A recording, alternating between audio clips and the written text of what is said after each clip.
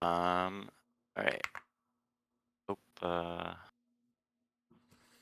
hopefully this isn't too laggy. Bye.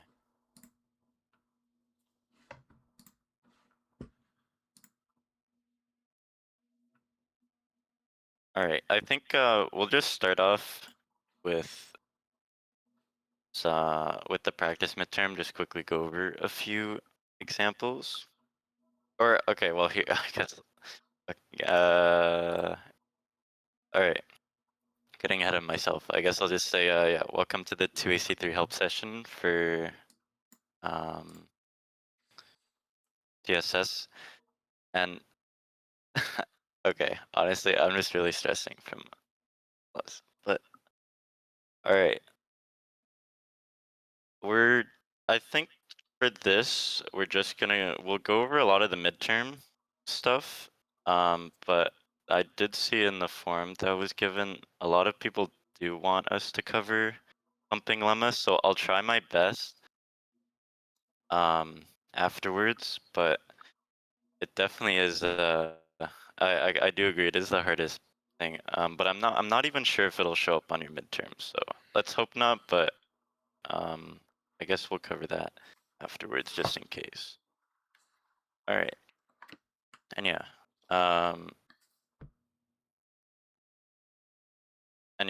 My name is Jeremy. I'll be mostly doing this help session, but Ame will also join soon, and maybe Ismia as well. I guess I'll start off. Can everyone see my screen just to make sure? Discord sometimes lies.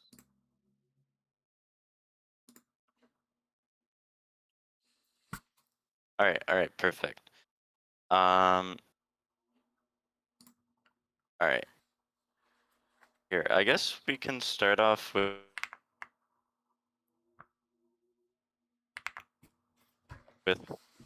some easy questions just to build up some knowledge, just in case some people are confused by certain things. So one thing I want to start off with is something like this. So you have a regular set A and a non-regular set B. And remember that a regular set A means that if a set is regular, right, it implies that it has a DFA and an NFA, right?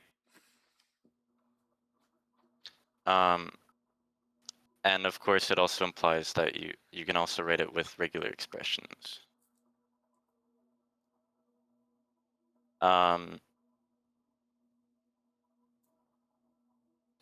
And the fact that it has a DFA and an NFA is completely equivalent to it being regular, and I believe we will go over that later just to make sure.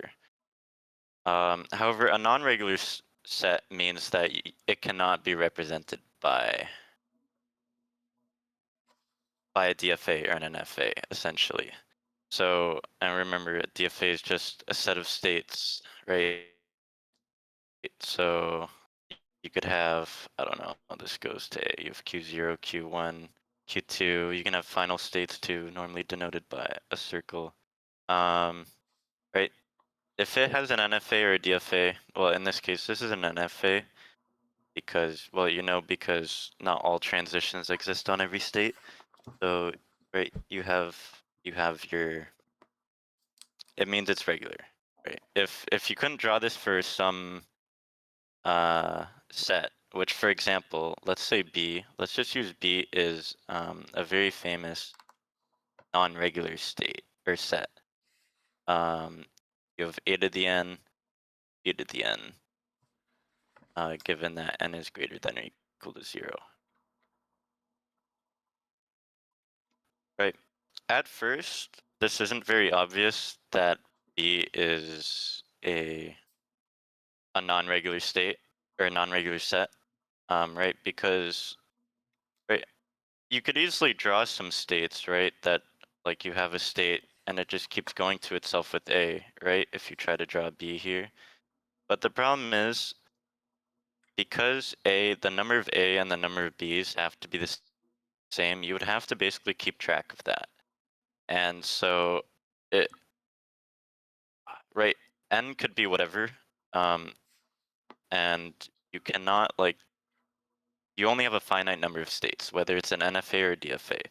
So immediately when you see something like this, you'd have to question whether it's possible to draw an NFA or a DFA for it. So I guess for these questions, we'll just use this B as the non-regular state or set for this, because it is a very famous one.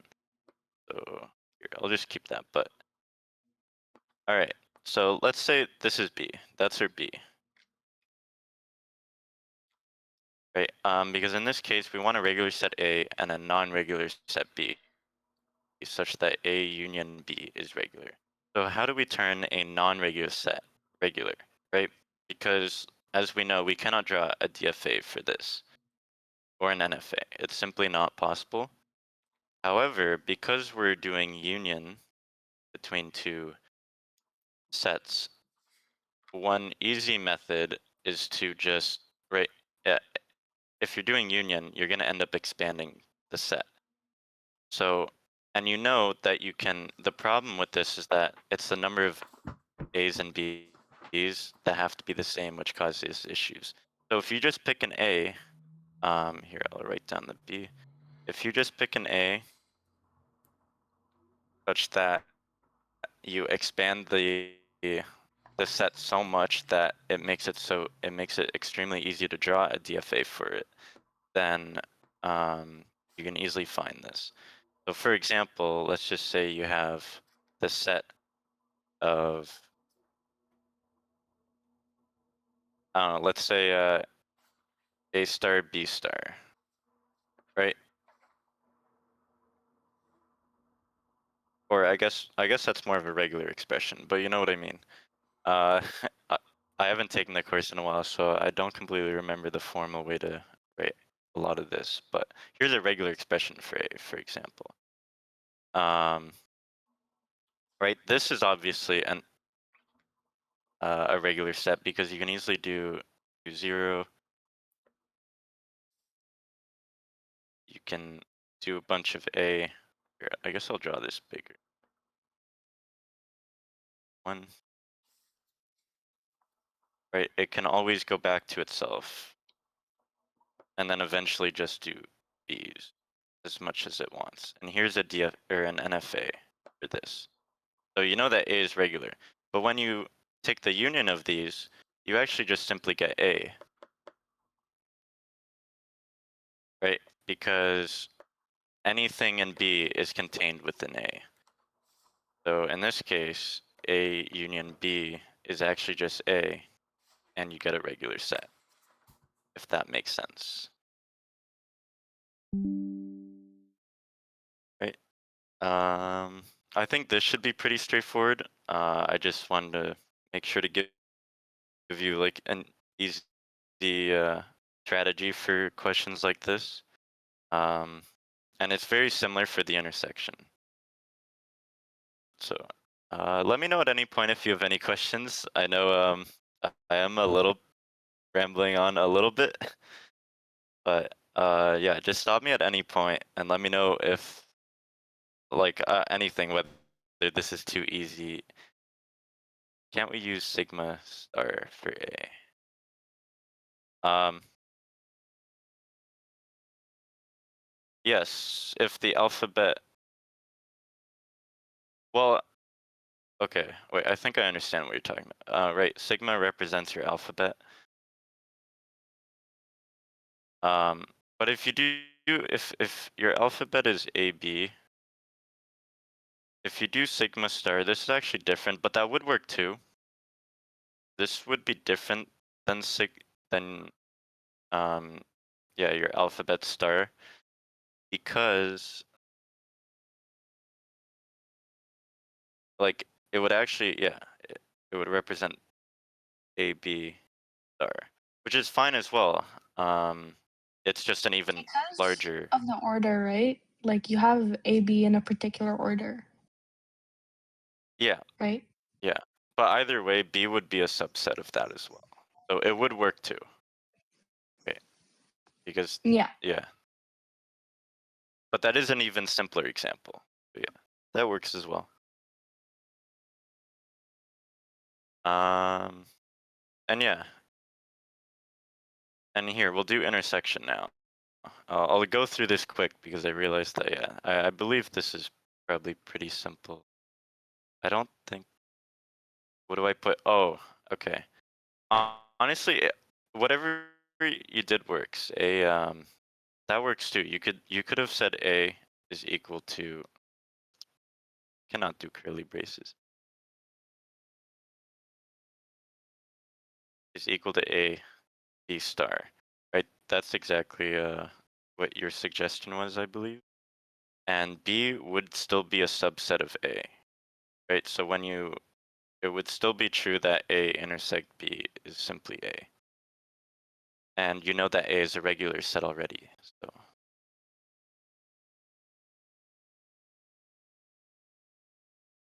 Uh, yeah, you are right. We don't need to care for order. In my case, I just decided to make an example like that. But the ordering doesn't matter as long as you know that the union is a regular set. So anyways, we'll move on. So let's say we use the same B for intersection, right? I think this one's even easier to see why and quickly make it regular. Right, let's say A is simply the empty set. There's nothing in it. If you do A intersect B, you simply just get A, right? And the well, the empty set's regular, right? Because you can draw a DFA for it. You can draw a single state with single final state that starts no transitions needed. Or I guess that's an NFA, but wait. No, I guess that would also be considered a DFA, I think.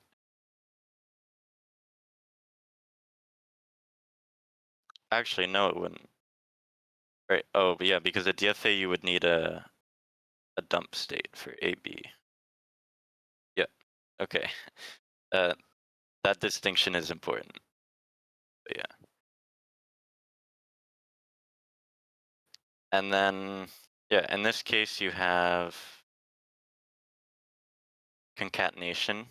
You have to give an example for a regular set A and a non-regular set B, such that their concatenation is regular. Well, specifically A before B. But all right, for this one, maybe that B would make it a little hard to do. So maybe in this case, we'll actually pick a different B.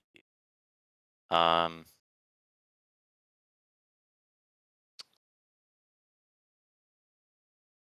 I had an example of this. I actually can't think of one I right now. do. I have an idea for what I think could work for this one. I think you could use the same Okay. B, and Yeah.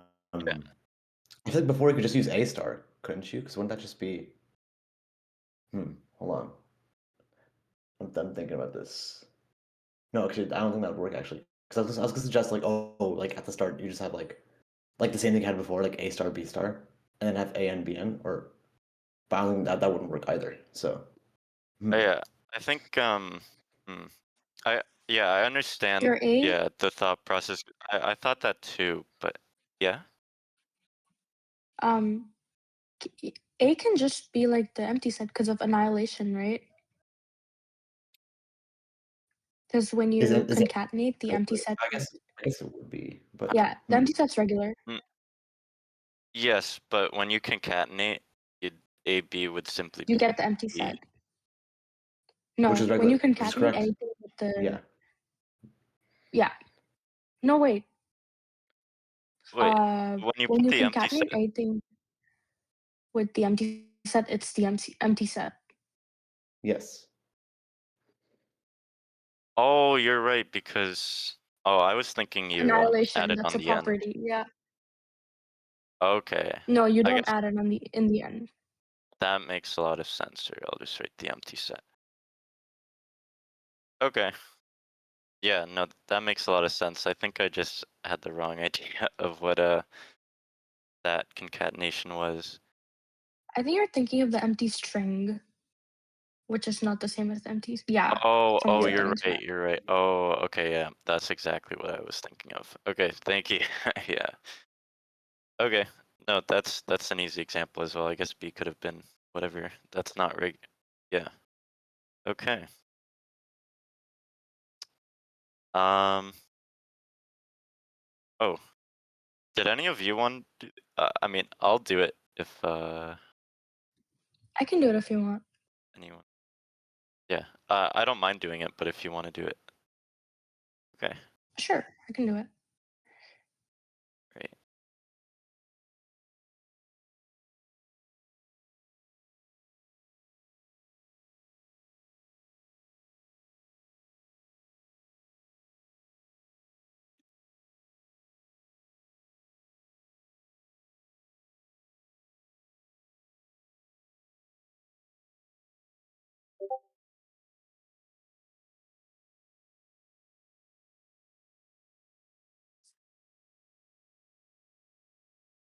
How do you share your screen again?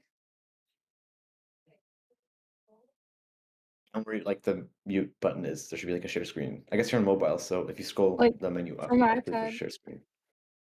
Oh, Oh, okay, iPad. wait, found it, found it. Yeah.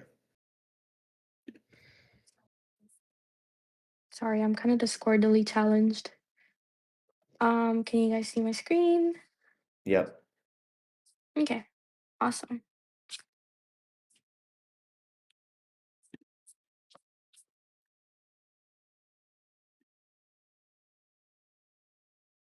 Okay, um, so for this question, we have the recursive formula defined here, and what we wanna like, the main thing to look for in these questions is that you have to pick your state Q, which has the most amount of transitions going in and out, because that's, like, our difficult state that we want to remove. Can you guys hear me? Yep. Okay, Yep. awesome. So, here, you don't have to do that because they already, like, chose your Q for you, which is, I think, Q1 is our Q, I think? Sorry, yeah, Q1 is our Q. They've already chosen it for us.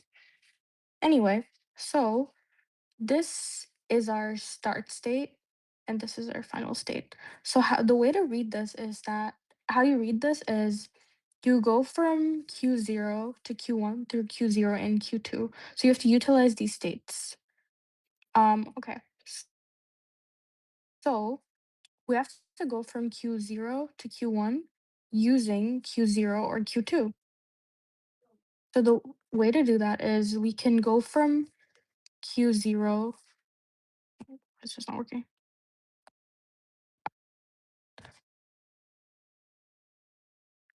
We can go from this to this, and we can have any number of iterations for this. So that will be a 0, 0 star.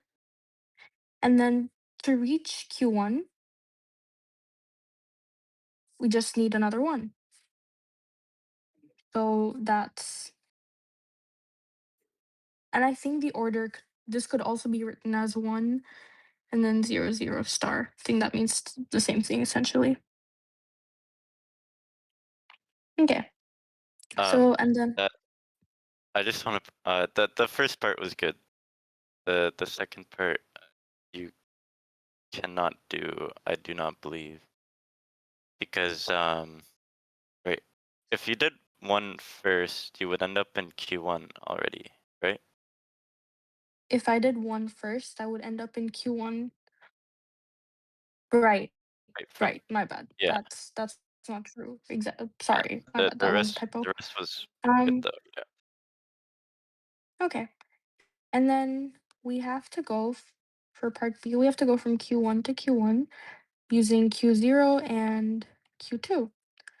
So Q1 to Q1 itself can be like an empty transition. So we're gonna have an epsilon plus um now we have to use the states Q0 and Q2. So that would essentially be something like like this is the path we're gonna take. We're gonna go from here, and then we're gonna. Maybe I should use different colors. White's kind of confusing. We'll go from here, and then we'll go from here, and then here, and then back here. This part, this iteration could be repeated any number of times. So the final expression we have here is 1, because we go from this to this. And then because this iteration could be repeated any number of times, we have a 0, 0 star. And then we have another one for this part to reach, to go back to Q1. And we're done with this part. For C, we have to go from Q1 to Q3 using Q0 and Q2 again. So,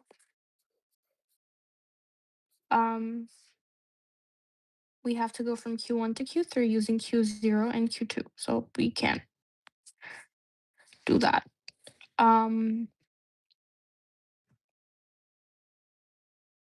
Wait, actually, we can directly go. And that would just be we can directly go from Q1 to Q3. And that would be a 0 plus, I think. And then we utilize the other states.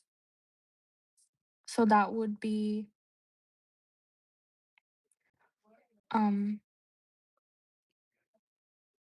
that that would look something like this. And then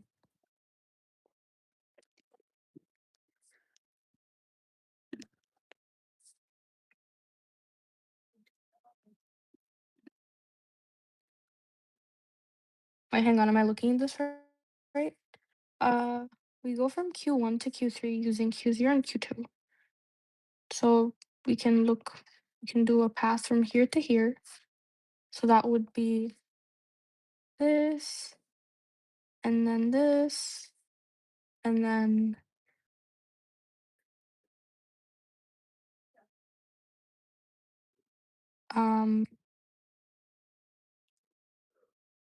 this. No, that's not right.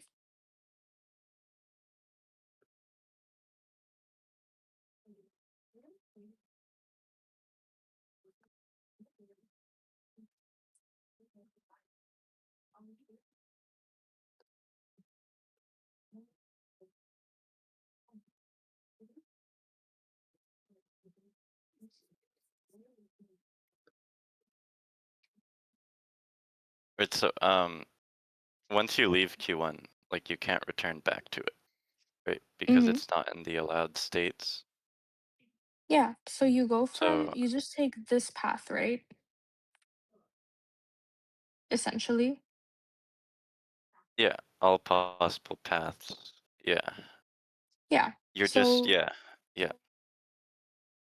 Yeah. there's a Well, are you doing okay? You're doing C. I see. Okay. yeah. There's that one, and then no, I feel like all you really need there's is like odd number of ones, then odd number of zeros, then odd number of ones, and yeah, then you can basically start the the entire thing. one's 0. And then a 0, 0 star, and then a 1, Oh yeah, right? I suppose. Yeah, yeah. That should okay. Mhm. Yeah. And I'm just gonna point out right now, like just so everyone understands why. So the states you're allowed to use are on top there. Like it's the Q0 and Q2. You're only allowed to use those states to like pass through. So even though you start at Q1, like the second you leave it, you can't go back to it because it's not in the allowed states. So and the 0 already covered the between Q1 and Q3. Right. Same thing with Q3. You're not allowed to leave Q3 once you arrive at Q3 because it's not in the allowed states. So, and then the rest is, yeah, the rest you have to consider though. Like you are allowed to jump between Q1 and Q2 as many times as you'd like though, which is why there's a 0, 0 star.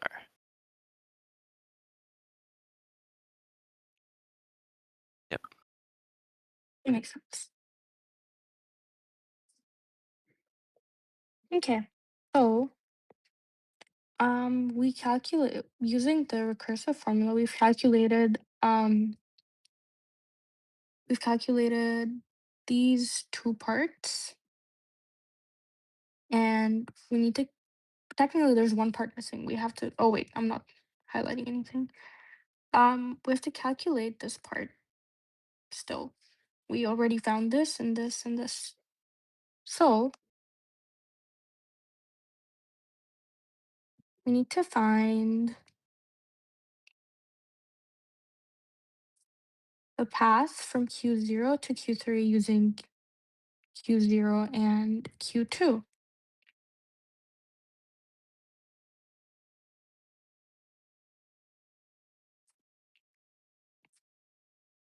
Okay. So if we look at that again, we need to find a path from Q0 to Q3 using Q0 and Q2. So that is Q0 to Q3 using Q0 and Q2. So we don't look at Q1. So that's 0, 0. That would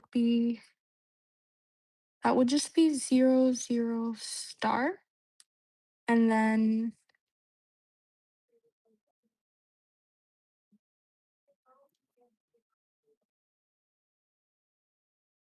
Q0 to Q3 using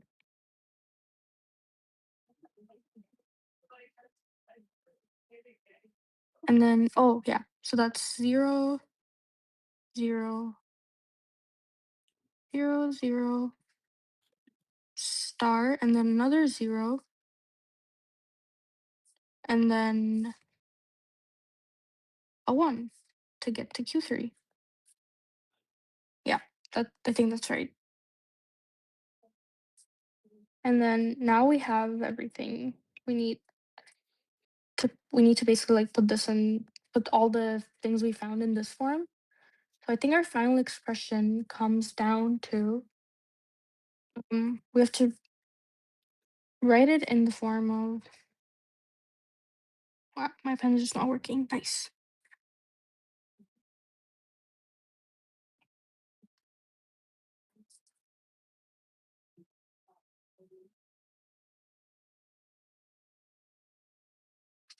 Plus Q0 to Q1 through Q0 and Q2.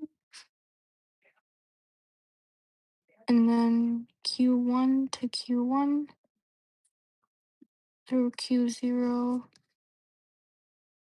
or Q2. And then I think there's a star here. And then this is Q1 to Q3 using Q0, Q2. So that would be 0, 0 star 0, 1 plus this thing, which is 0, 0 star 1.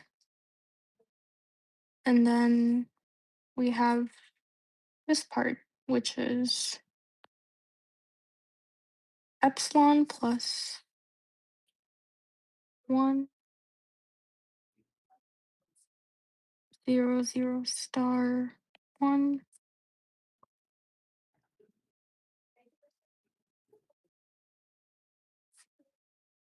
And then we have the final part, which is 0 plus 0 plus 1 0 0 0 star 1. And I think you can simplify it, but I think you're better off not at this point. Doesn't make a difference. You're gonna get the same marks. Okay. I hope that made sense. I'm sorry for getting stuck in the middle. Got a little confused.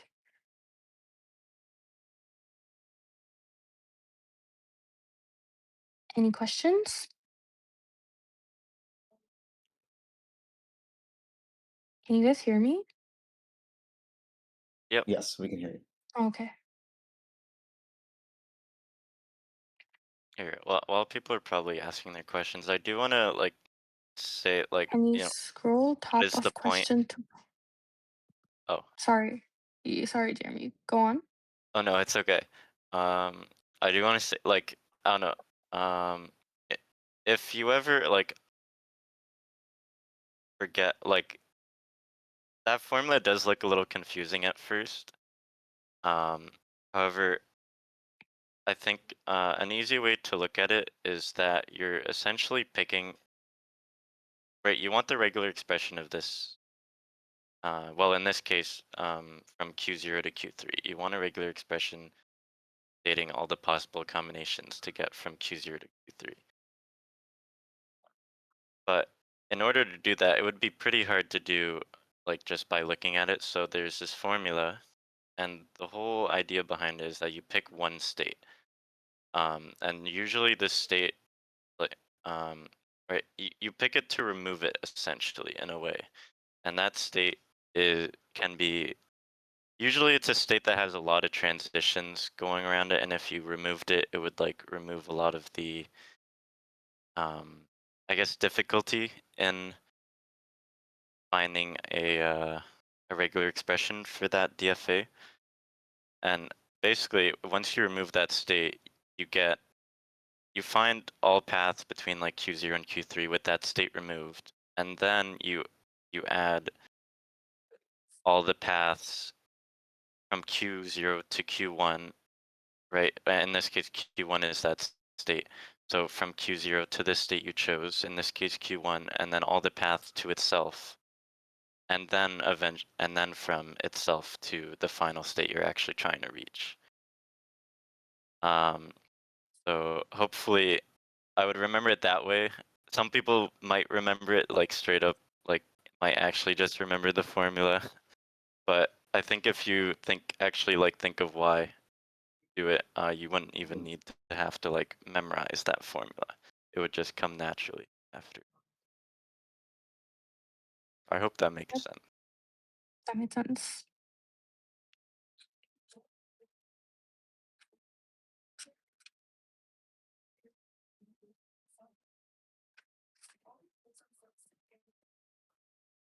I scrolled from yes. Is removing one state.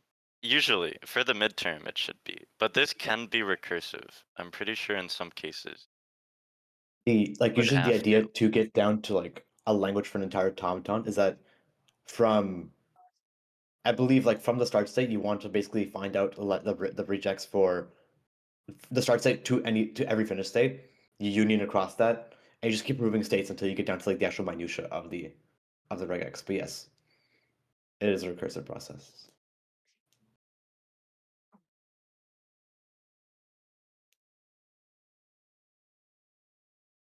Yeah, so in this case, I don't know, the DFA doesn't show any, or actually, I guess there is a final state on Q0, but in this case, it just wanted you to find all the regex for Q0 to Q3. But like Amay said, if you actually needed to find it for like the DFA itself from all start states to all end state, or I guess the DFA only has one start state, but NFAs, for example, could have multiple. Yeah, you just do the union of all of them afterwards.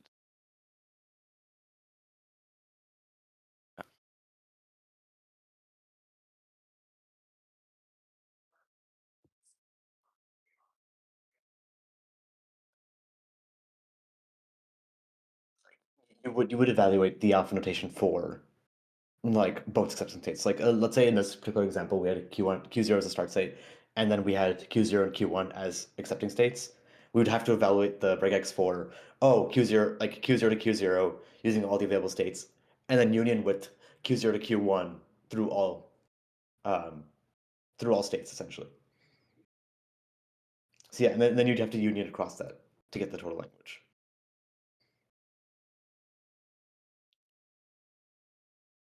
Mhm.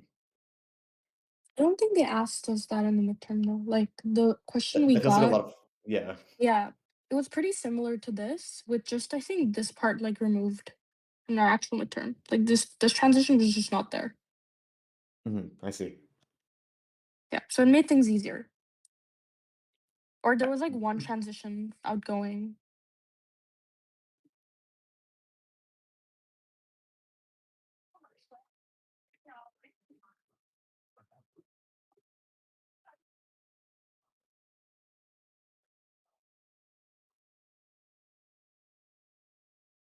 All right. Yes. Maybe we should do Yeah, well, NFA to DFA conversion next. Maybe. okay. I'll stop sharing my screen so you can do that. I don't know. Wait. May, did you want to do that, or I could do it too, Is probably. there a question? Is there a question like on there that gives like a diagram, or because I'm dubious on my ability to do so with the software I have. Like I guess in an efficient manner rather, because I feel like I could do it. It's just like it might just take a long time for me to like do that with my current setup. Oh, okay. Yeah, no worries. I think I have an example from an assignment, but I don't know if they have the same assignment. I don't even know if I'd be able to do that one. It should still help if you have a good example from an assignment, but Um, up to you. yeah. I have an assignment, but I want to make sure that this is not an assignment question that you have. Do you want to send it to me and I can Here, I'll fact just check send it. or I'll send it. Yeah. I think the tutorial questions are also like they have a lot of examples of DFA minimization. Is that what you're asking? Um, I don't think memorization, no, just conversion to NFA. Oh, product here, I'll construction. just send it in Yeah. this chat. It was one of my assignment 2 questions. Mhm. Here, if anyone if anyone can say whether that is an assignment question or not, because or It's not the one at we had a least similar question where you have to draw the complement, but like that's not the exact question we had. okay. Because Let's look yeah, at I think that this one's a pretty good example for it. Um, here. Okay. I'll copy this over.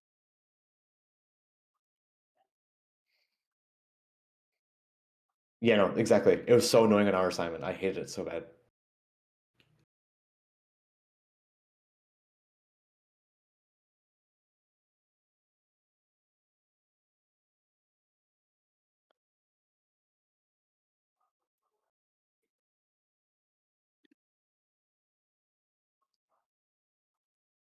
Okay.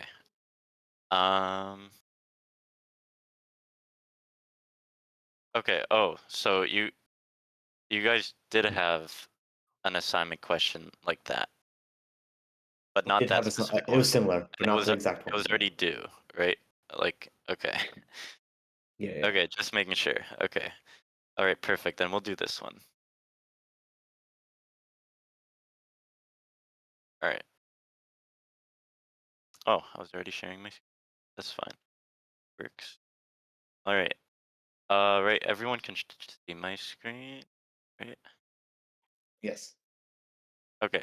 Perfect. All right. So we got this regular expression up here. I guess I'll write it bigger. We have this regular expression a star b plus abc star. And so the first task is just to draw an NFA for it. Fortunately, NFAs make this much simpler than a DFA because we can have multiple start states. So my suggestion, if you're ever asked something like this, just split it up based on the the pluses in the regular expression. So I'd just do like one NFA for each, or one start state, I mean, for each. And they can be completely independent from each other. So here's an example. Here, I guess I'll draw it much bigger so that it's easier to see. All right, we have a start state here. I'll just call it Q0. And this you can do. Oh, Jeremy, apparently people can't Trans- see Jer- your screen. Yeah, we oh, can't see your am I not stream. sharing? I can Oh, I can see it fine. I'm not sure. okay, I'll stop streaming and.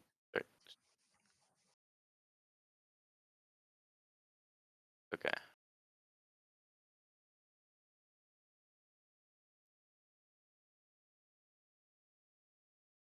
Can you guys see it now? You paused it, I think. Oh, yeah. Okay, yeah, it works now. Okay. Yep. Okay. So, okay, just in case anyone didn't see that, we're given this question. This was from my, 2024 assignment 2. But yeah, so we're given this regular expression a star b plus abc star, and we just need to draw an NFA for it to start off. And like I was saying, it's very easy to draw an NFA for these because you can have multiple start states. Wow, I cannot draw a circle. Okay, and then very simple NFA, right? You don't need any extra well, for the first part.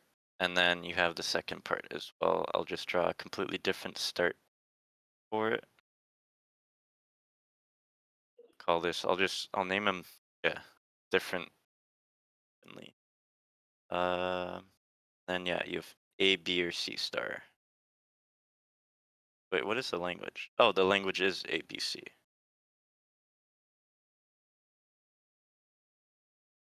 Okay, yeah, that makes sense. And B, 4, A, B, Yeah, no. C. Right, and Q2 is a final state as well. Right, I think that's correct. Yeah. So one important thing with NFAs compared to DFAs is NFAs will attempt to basically it's correct. Like if you're given an expression, like let's say you're given ABB, for example, and here's your NFA, NFAs will attempt to do those transitions in every possible way. And if it reaches a final state in at least one of those possible ways, then it is part of the language. Compared to DFAs, which is why DFAs have to have transitions to everywhere. DFAs aren't, well, it's in the name, it's deterministic, but yeah. These will actually check every single possible combination, and as long as one of them works, then it's part of the language. So in this case, this would not be part of the language because there's not a single possible combination of that. However, AB could be in it, AB, there's a lot of different, or ABC in any manner as long as you're just writing it over and over again. Yeah. Anyways, more importantly though, we'll move on to part B of the question. So essentially, it wants us to draw an NFA or a DFA M such that the language of M is equal to the complement of the language of N, which is also the complement of the language of the original regular expression. So to do this, I believe you use the subset construction game. Right, yeah. Yeah, not the product construction, the subset construction game. Right? And then Yeah. so this essentially entails drawing or at least the way that I learned it, and I believe it is a pretty good way to just draw a table of all the states. So we'll draw a table. We'll have start. We'll have the transitions. And we'll have the end state right here. Even I'll draw it actually straight this time.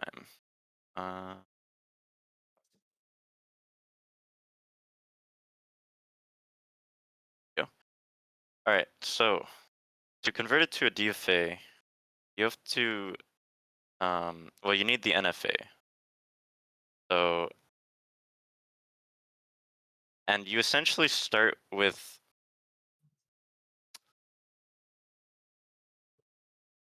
well, the reason why this is hard is because there's two different start states. I believe if there was a single start state, the only thing you'd have to do, right? Because if you had a single start state, let's say it was just this top part, like I'll ignore the bottom part for now. If it was this, you could simply redraw it, right? You redraw Q0 and Q1, right? However,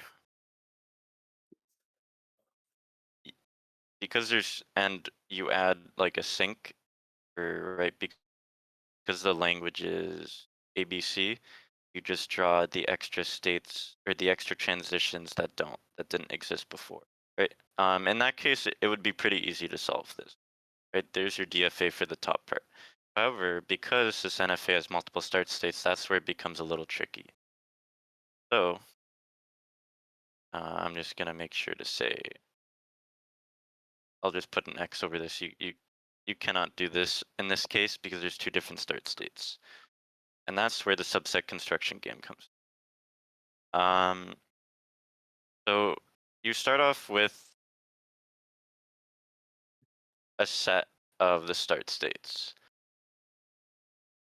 And you basically do every single possible transition. In this case, the alphabet is ABC. So I'm going to try every single possible transition. And what I mean by this is, right, I have this set of start states, Q0 and Q2. If I try A on these, I'm questioning myself, like where do these what states do I end up in doing A on both Q0 and Q2? So on Q0, if I do an A, I actually end up back in Q0. And if I do it on Q2, I end up in Q3. Right? And then you just keep going on with this. 0 Q2 or Q2. And now the transition is B, right? And also with these tables, like if like let's say A and B both did the same thing, you could just write it like that. But in this case, they will be different anyways. So from Q0, if you do a B, you end up in Q1. And from Q2, if you do a B, well, you don't end up in any states. So you just don't write anything in that case. Right? And then you just continue on. I'll start going faster because this might take a bit. You do C, none of them go anywhere. You end up with an empty set, right? And then after that,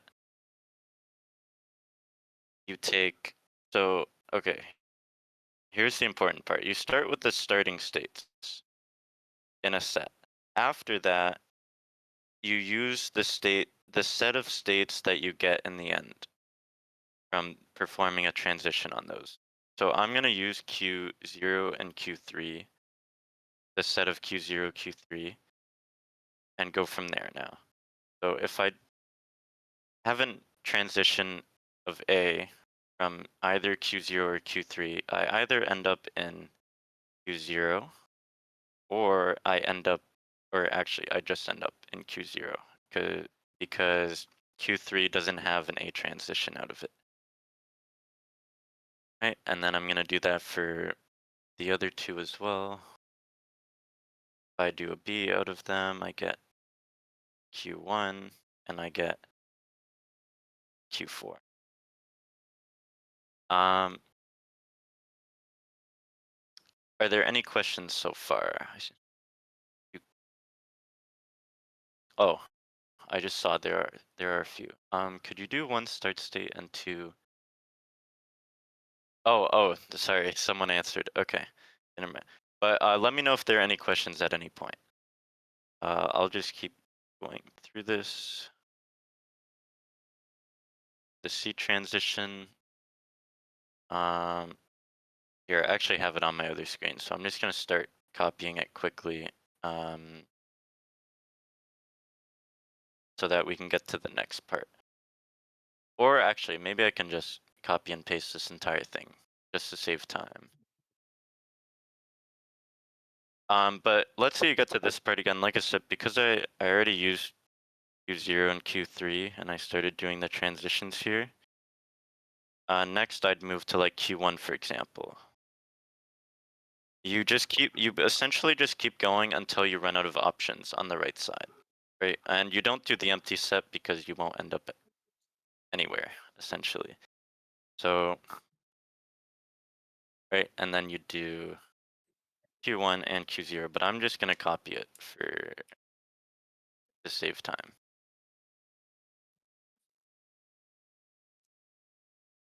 All right. Oh, that one. Okay. So here's what you would end up with.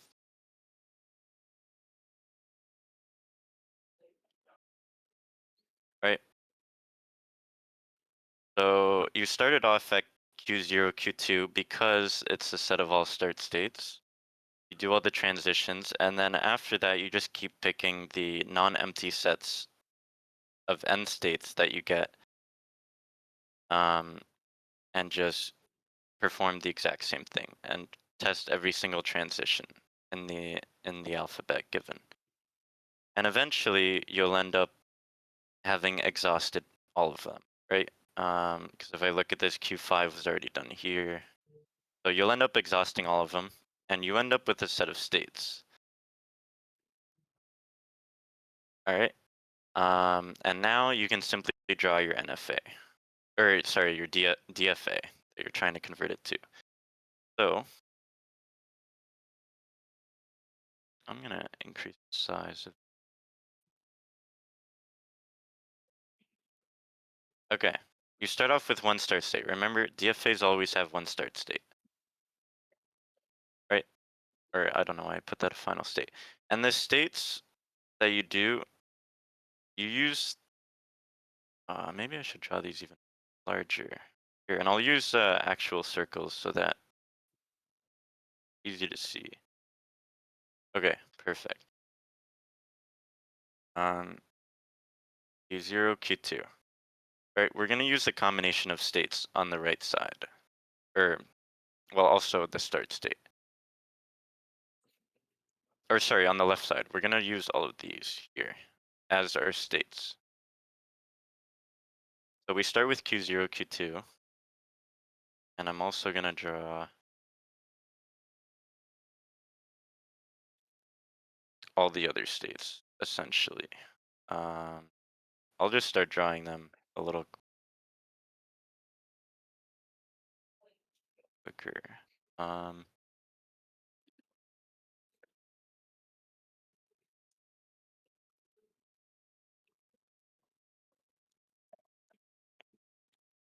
Here, just to save time.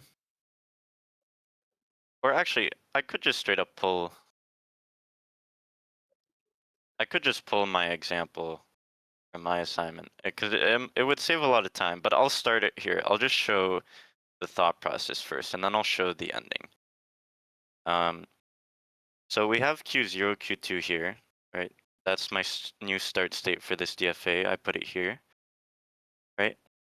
And then next, I would keep going down, right? I will add the transitions after, but it's hard to add transitions without writing the rest of the states. So we have Q0, Q3, right? So you just keep adding the states,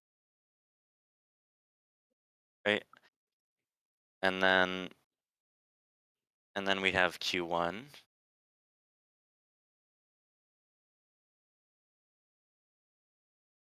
And we have Q0.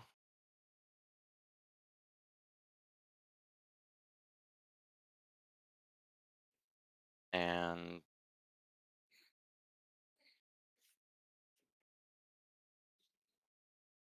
we also have the empty state, right? Because DFA's very common trick to have a like a dump state, or right, because it has to have transitions everywhere.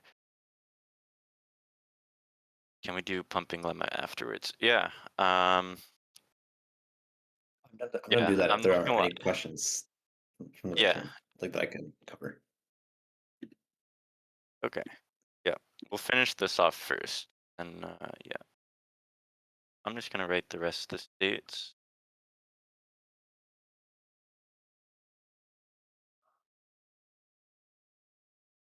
Q4.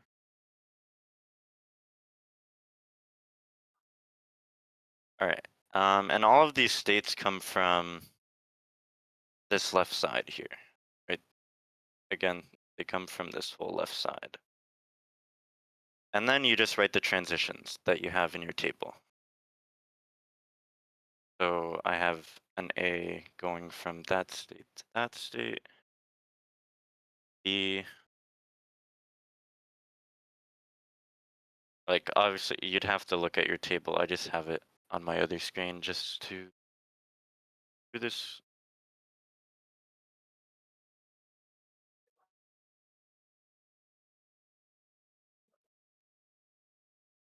A, probably proper.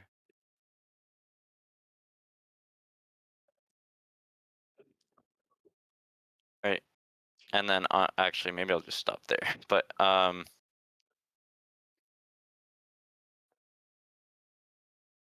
oh, okay, one more thing I should point out too is that I guess you could actually do this empty state on the left side, and obviously if you do ABC, you'll just end up at the empty state, which is how you get this. However, I don't really think it's necessary to write it. I think pretty obvious where it comes from.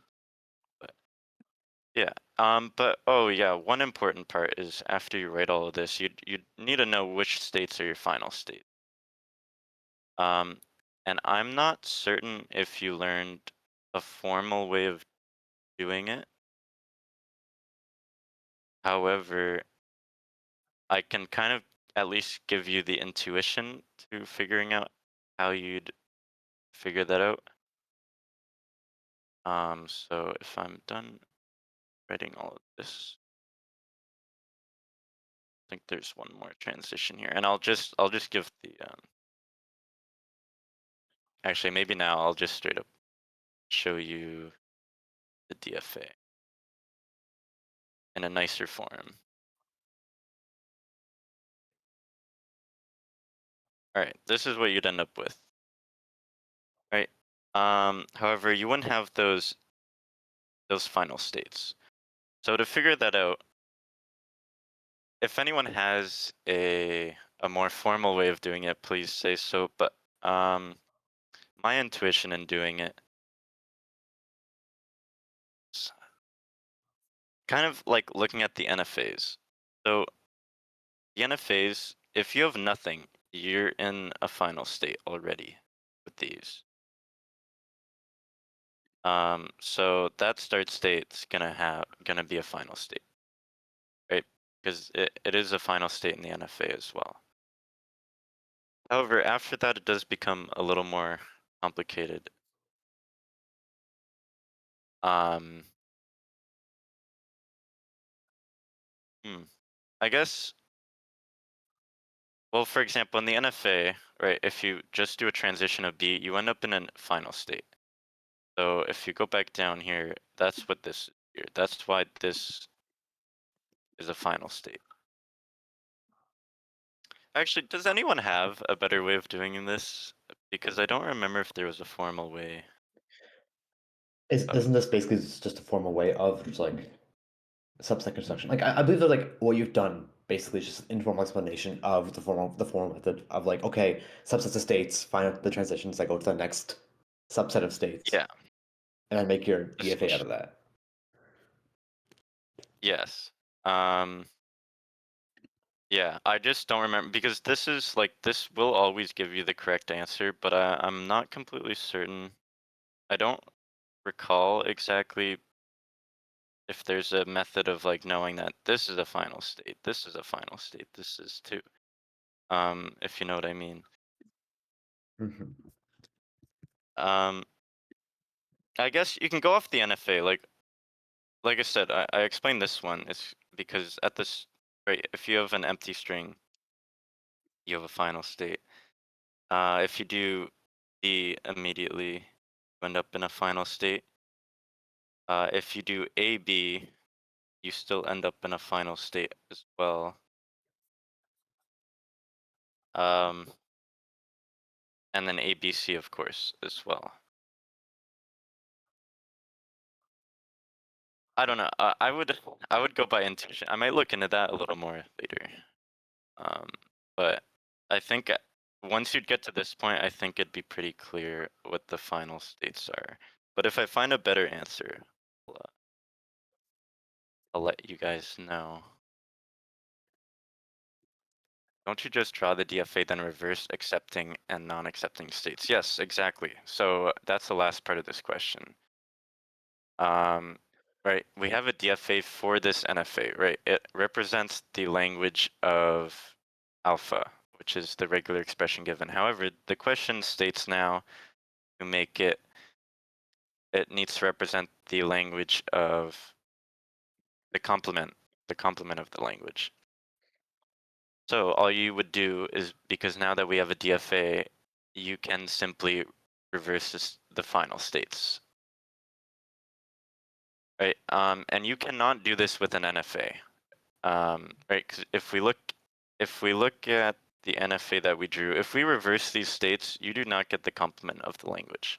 However, with the DFA, because there are transitions to every single, like there are transitions for every possibility, if you reverse the final states, you will end up with a DFA that represents the complement of the language.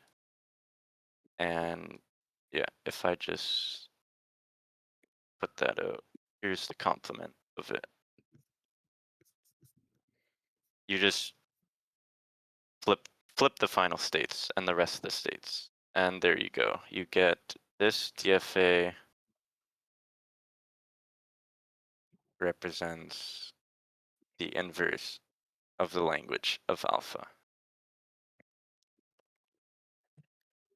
And then you're done. So I hope that makes sense.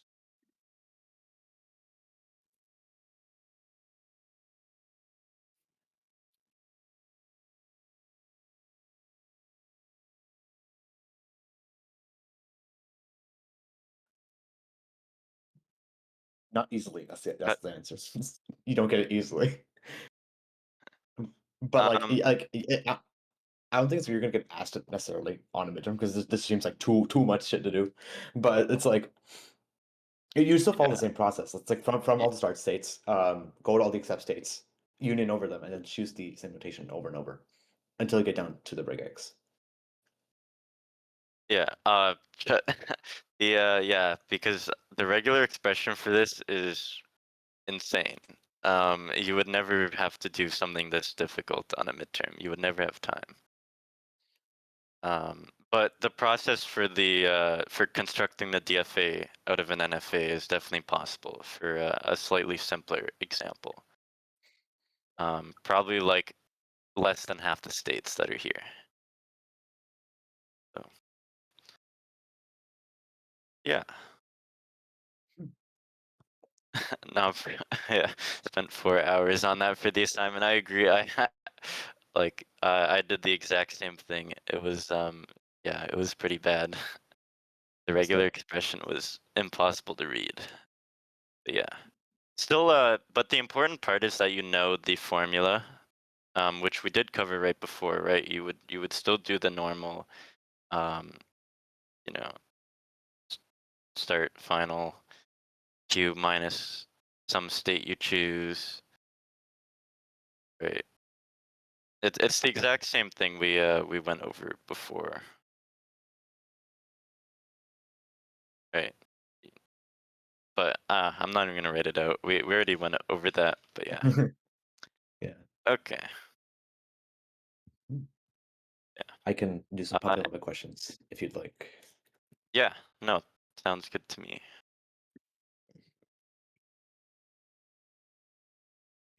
There we go. Share screen. Let this work, please. I beg of you. Yeah, no, yeah. Do we have anything? Yep. Incredible. Hooray. Fantastic. I'm doing this in a word processor because I have no access to my iPad right now.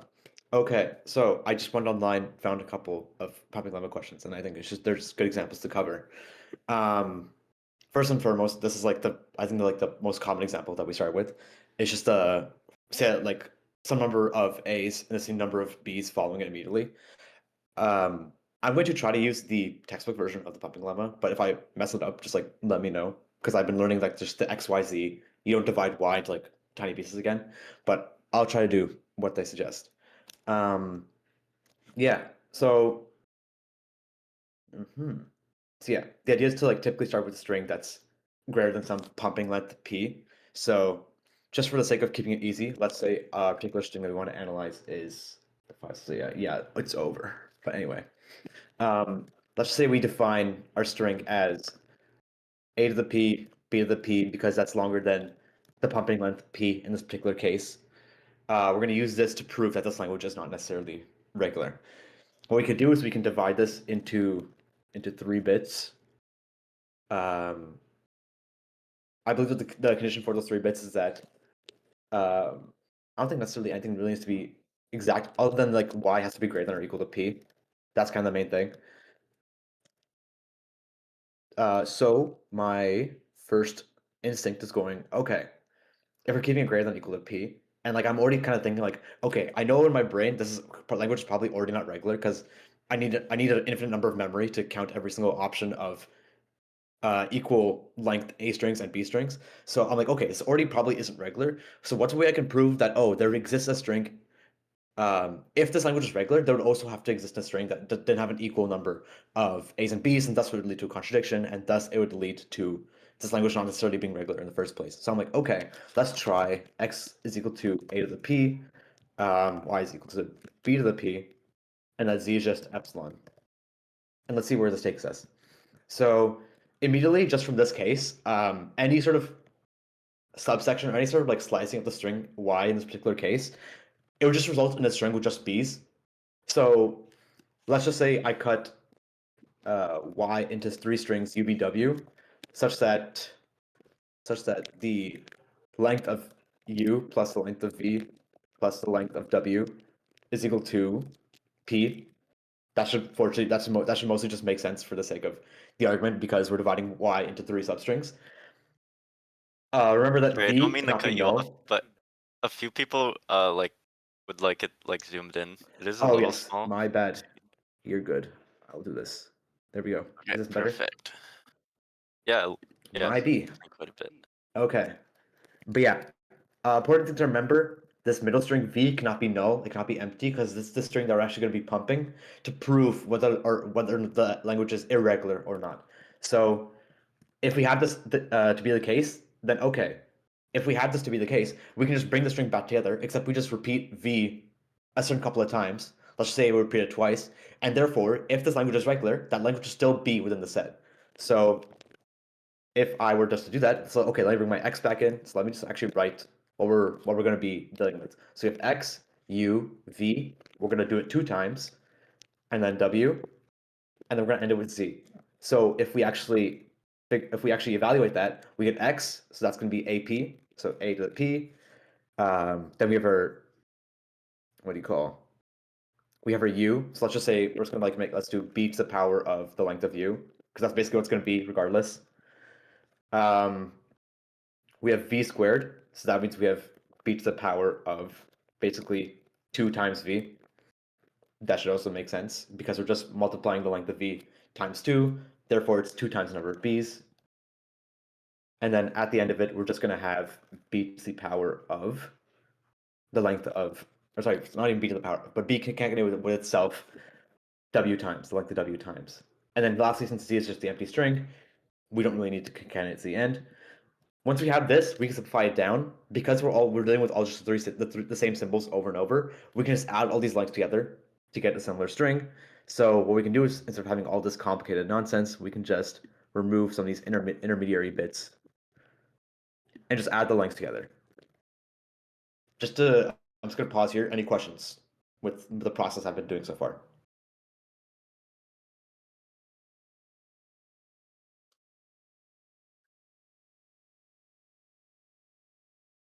Or are we adding lengths and not their values? I suppose you could pick up like an actual counterexample. Yeah, you know what? I'll just make it easier then. Let's just pick particular counterexamples. Let's say I'll just make use equal to b, v is equal to b as well, and the w is equal to b to the power of, or b concatenated with itself p minus 2 times. Like my example is just making the proof very general, but like we can literally just pick an example and like the same thing will still follow. So let's just use this example particularly. So let's revise this. So we have u, which is just gonna be b. We have v, but two times. So that's gonna be b.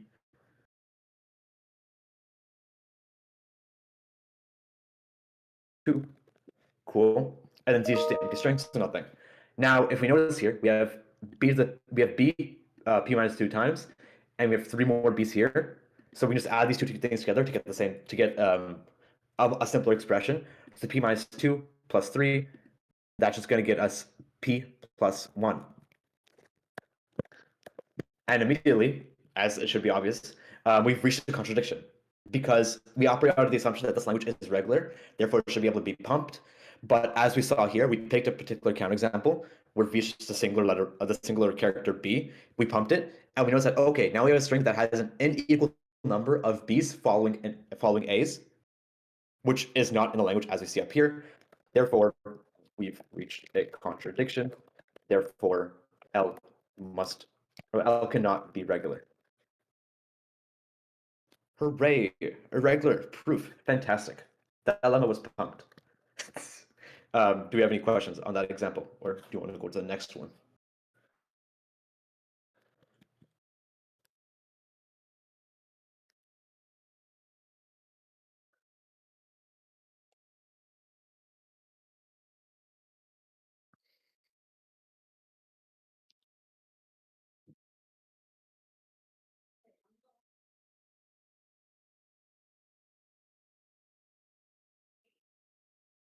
Okay.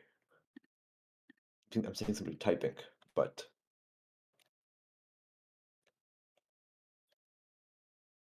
I will be patient.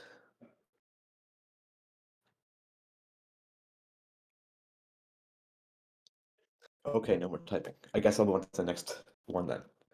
Okay, so next we have a simple unary language, just one character, a to the k, where k is a prime number. Cool, interesting, very fun. How nice. How do we go about a proof for this one? Let's just call it. Let's just get our string out first of all. It's just gonna be a simple a to the p for some arbitrary p without the pumping length of this language, assuming it is regular.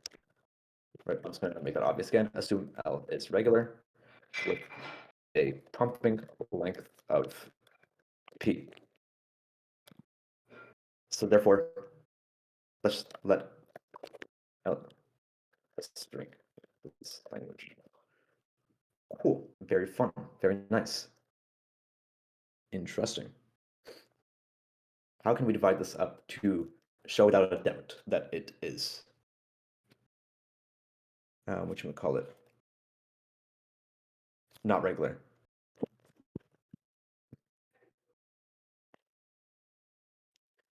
I guess we just go ahead and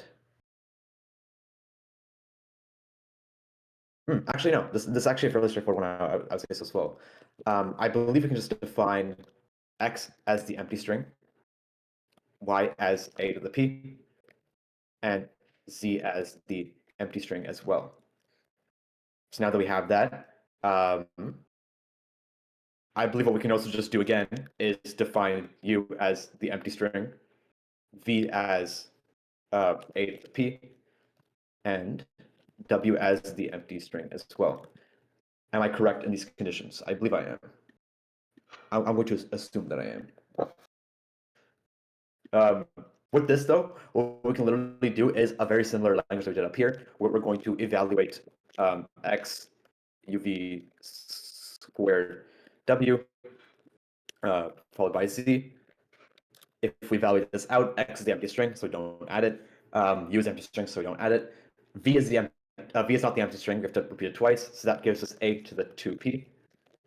And then w is empty string, z is empty string, so we don't add it to the string. What we can notice here is that very clearly there's a factor of 2 in this concatenation. And if a number is divisible by 2, it cannot be prime. So again, we pump the string in this language. The string is no longer in the language. Therefore, our assumption must be incorrect, and therefore L cannot be regular. How we did that? Slow down. My bad. I'm going to backtrack a little bit.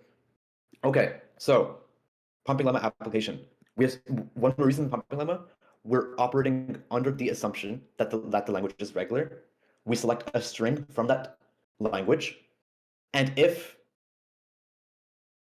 this is my bet, I've gone this comment before, so I will slow down. But yes, I'm going to just revise what the purpose of the pumping lemma is. Basically, oftentimes we use the pumping lemma. Which was a plus one. Thank you. We use the pumping lemma to show that a particular language is irregular. We do that by a proof by contradiction. So we begin our proof by saying, okay, let's assume the language is regular and that it has a particular pumping length of p, let's say. What we want to do then is select a particular string in that language, and if the language is to be regular, pumping it should result in a string that's also within that language. Does that part make sense so far?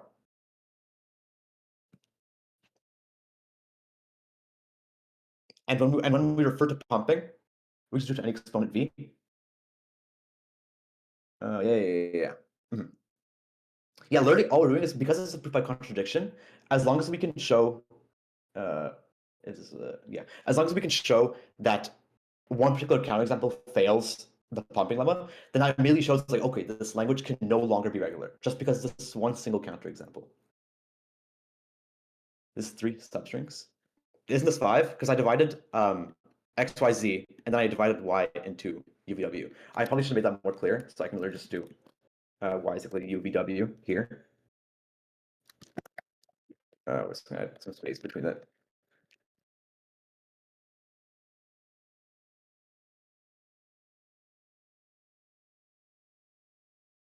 Does suffice. Account for every single possible combination.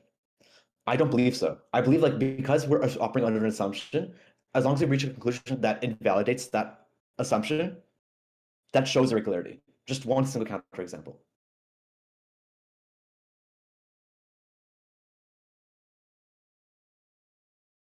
Because remember, like, the definition of implication, right? If our hypothesis is true and our conclusion is false, that means the entire expression evaluates to false.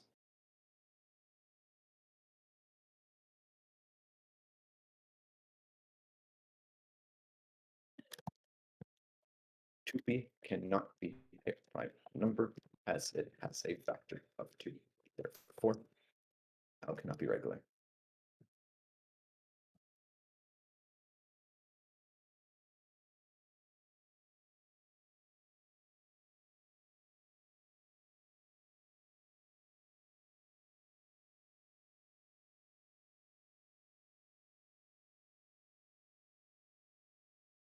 I've not seen the MIT videos.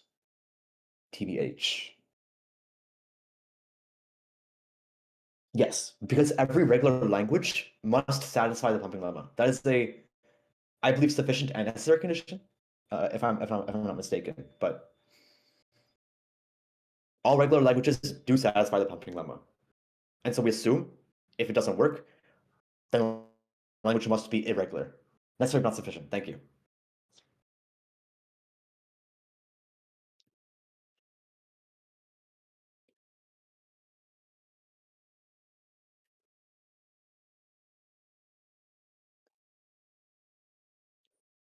Yup.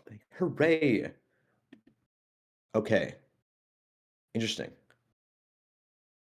So, yeah, this one's a funky one. I'm just gonna move this guy down. Ignore it. Never look at it ever again. This one's basically indicating a language of all strings W within the language A comma, like the set of A and B star, such that the string is equal to its reverse.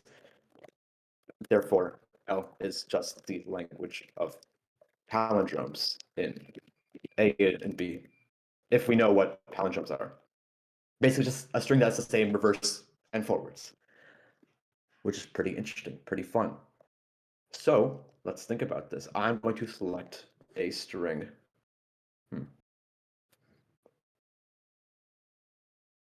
Actually, you know what? I'm pointing this to the class now. We're pointing this to the class. Does anybody have an idea for a counterexample string that could help us out? Let's think about this. Whoa. Would you look at that?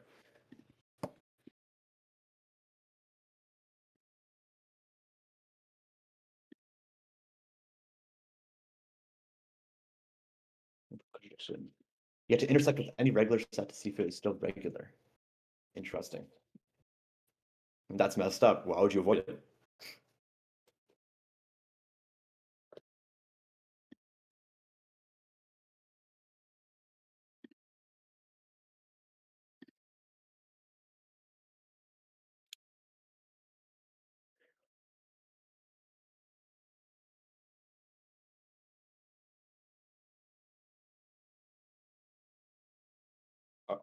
Are we thinking of counterexamples? Or yeah, are we thinking of counterexamples for this particular language?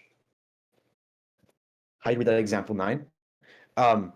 Basically, like the problem I got from this like website, this PDF file I found online, it just defines this strange R notation. All it's saying is that like WR just means, oh, reverse the string. And so when I'm reading this expression out, yeah, thank you, Tasmia. When I read this expression out, I'm saying, okay, it's the set of all W from this set, such that it satisfies the reverse. Whoa, with the band, that's crazy. That's so cool. um, I guess I will go ahead and present an example. I think the example I will use for this will be, let's say S is equal to A to the P, B, A to the P. Let us spell it. Assume L is regular with a pumping length of P. I'm holding on.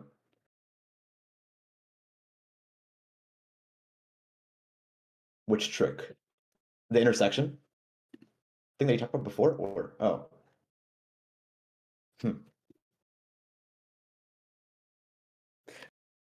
I've never used that strategy before. So I'm not too sure about my ability to do that, but you're good. Yeah, okay. Interesting. Interesting.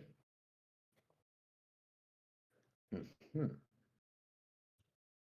Yeah, okay, sure, why not? Let's go with this. I'm just gonna divide this up arbitrarily. Like usually for this type of questions, what I usually see is that like you can usually just like, divide the string into like distinct sections. Like the sections are very obvious. Like, okay, I see this A to the P block. Okay, let's just call A. Let's call X A to the P. Sure, why not? And then usually like, you can just define Y to be the rest or a certain middle section. I don't know. But usually, at least in my experience for these questions, you can usually divide the string into obvious sections, like visible, obvious sections. So I will do B A to the P for this one, and then I will say C is just epsilon. Cool, that's fine. We're going to define our strings as UVW such that their concatenation together equals Y. We're going to add some space just to make it more visibly appealing. And we're going to just say U is equal to P, sure. V is equal to A to the P. W is epsilon. Like, by the way, like I'm kind of just like picking these slices arbitrarily. I think usually with like just practice, you kind of get like a sense for where the slices are meant to be. But usually the case is like, okay, try a particular example, see if it works. If it doesn't work, try like a different subsection, maybe add some section of another string to y, repeat it, pump it. I don't know. But that's usually my 2 cents. Now that we have our sections figured out, we're going to evaluate the string x uv squared w again, x uv squared w c again. Let's see what this is. So x is a to the p, a to the p. U is b, okay, b. V to the 2 is just going to be a to the 2p because we're just concatenating with itself twice. So that's a to the 2p. W is epsilon, so we don't add it. Z is epsilon, so we don't add it. And we now have the string. In case, not even in case, I don't know. It should be very evident that the string is not a palindrome. Whoa. Therefore, cannot be regular.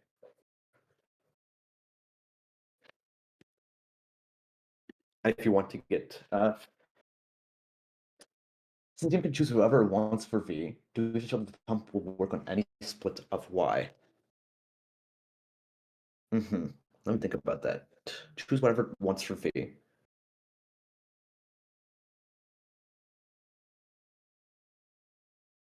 Here's my understanding of the lemma itself.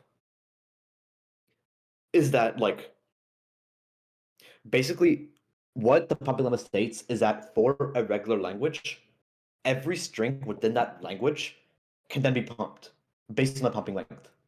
If it validates the necessary, or if it validates the conditions for the substrings within the pumping lemma definition, like, oh, the length of y needs to be greater than or equal to p, v is not null, all that kind of stuff. Like, yeah, once all those conditions are satisfied, then any string that satisfies those conditions can be pumped. But the thing is, now that we're working with potentially irregular languages, what that means is that as long as we can show that one counterexample exists that disproves the lemma, that immediately shows that the language can no longer be regular. Like in the daemon game example, the daemon usually is trying to choose like, oh, it's trying to choose subsections of strings that are more like, I guess, likely to make the string regular. I think that's kind of dubious for me to understand. I usually just kind of try to look at the simple case of like, okay, if I can find one counterexample that disproves pumping lemma, the set cannot be regular. If that makes sense. Let me see what Tasman is saying. A star B, yeah. And so with that, you get which is not regular.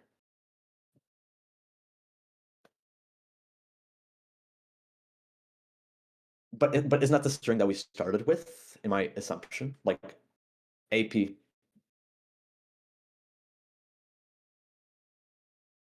But if I'm assuming the language is regular, wouldn't that string doesn't that still require me to have a knowledge that like, oh, that's string. Oh wait, hold on. Am I tweaking? Okay, no, wait, hold on. I'm understanding you. A star to be A star. Intersect with that.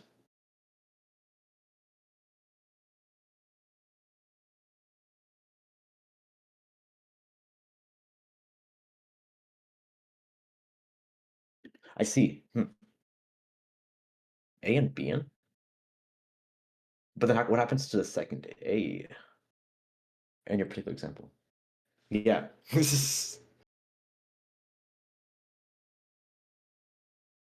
Oops. Oopsie doopsie. We don't have to use a team game, right? I believe like the intuition of a game, not necessarily, but I would say try to stick with the five substring construction that we've been learning. I believe the conditions for the five thing construction is that like the length of y just needs to be greater than or equal to p, the pumping length, and that v cannot be the empty string. I believe that's the only real conditions. Other than that, everything's chill. It's all fair game.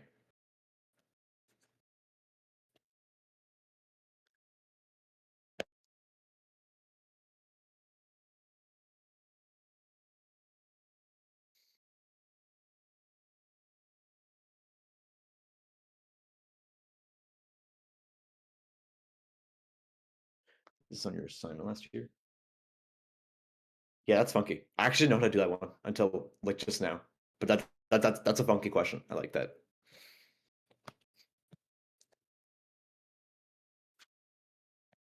I agree.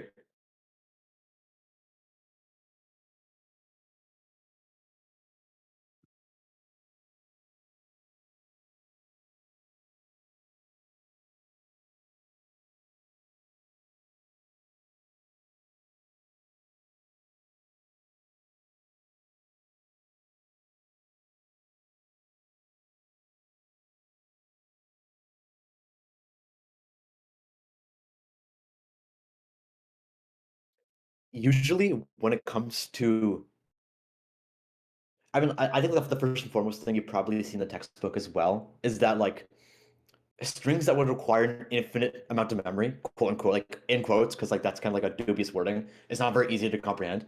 Strings that require an infinite amount of memory um, cannot be regular because by definition we're working with finite automata. Like DFA just means deterministic finite automata. Therefore, we have a finite amount of memory. Typically, when you're looking for irregular languages, what you typically see is that like, oh, the language requires you to count something for like an infinite number of things. It's like, oh, a and like what we call the first one, like AK, BK. It's like, okay, now we have to count like k is equal to 1, 2, 3, so on and so forth. Like that's kind of dubious. And then same for like the reversal one. It's like, okay, we have to keep track of half a substring and then verify that like, oh, the reversal substring immediately follows after. Like that requires an infinite amount of memory to store some potentially unbounded substring.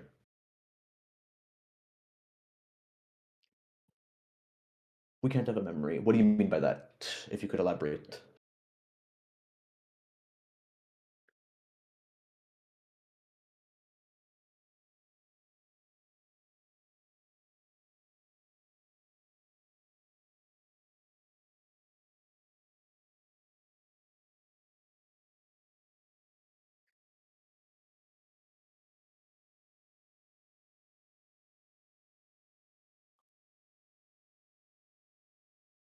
We can do it. Um, I'm trying to like word this as well. Yeah, like irregular languages do need infinite amount of memory because usually they require you to count an infinite number of things, like a natural number. Like on the cardinality of the natural numbers, usually it's like, oh, in AKBK, we needed like an infinite number of states over the natural numbers to count all those strings. Um, but regular languages can be done within a finite number of memory because usually like what you might see in a regular language is that like it's like, oh, like the number of this substring of mod 3 or the number of substring mod 5, which is just like you have a finite number of things to count. Your counting range is limited. Exactly, yes. What Manya said.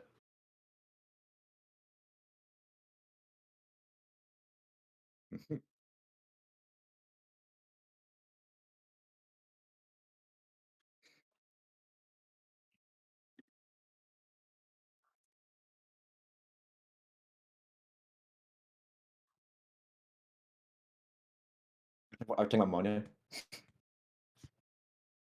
Yeah.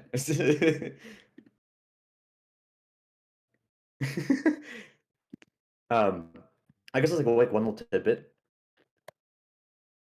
Do I want to do this one? Let's see. Do we want to do this last one? Where it's like, actually, hold on. I guess this is basically just the last question again. You just reword it differently. Because this automatically would be a palindrome by definition. Yeah, you're right. Okay, so I guess not. That's just the same question. Um, I guess like one of the last thing I would. Let's examples very important when we start NPDAs, bro. Whoa, that's a lot of letters. I don't know what that is. Oh, I guess push down. I think I remember seeing that. Yeah. I have no idea. I don't have a full understanding of how those work yet, though. Versus request states. Yeah. Context free, which is very exciting. I remember reading about that. But yeah, I'm not sure if you guys read the textbook, or I don't know if we covered this in lecture, but there's this concept of like ultimate periodicity. Usually that just means is that like if you have any language that sort of like grows. Okay, I feel like it's like any unary language, meaning just a language with one symbol. Let's just call our language L, which is just this. Cool, fun.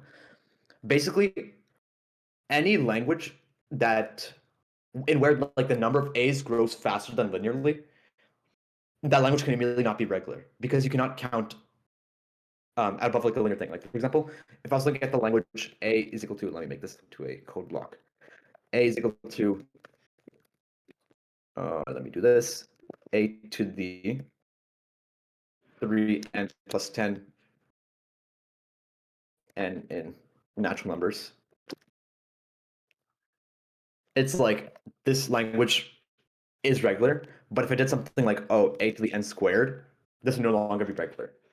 What I want you guys to sort of imagine for this particular case is that like, okay, if I was to like sort of map out the length of the strings in this language, it's 3n plus 10 n of natural numbers, n is equal to 0, which give me a length of 10, n is equal to 1, would be 13, 16, and so on and so forth. So what I would like you guys to imagine in this particular case is like, imagine I have like, this is going to be a very crude diagram, but like imagine I have like, okay, my start state, 1, 2, so on and so forth, all the way up to 10. Yes, I'm thinking about this. Yeah, and then we basically loop from here three states backwards, and we cycle back. So let's do 7, 8, 9, 10. So we go. Let's see. We go back to 7 essentially. So it's again, this is gonna be a very crude diagram, but bear with me.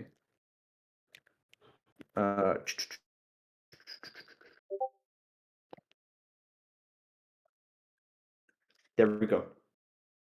And so if you can imagine, if I was tracing over like number, like each state here refers to like the number of A's in our string.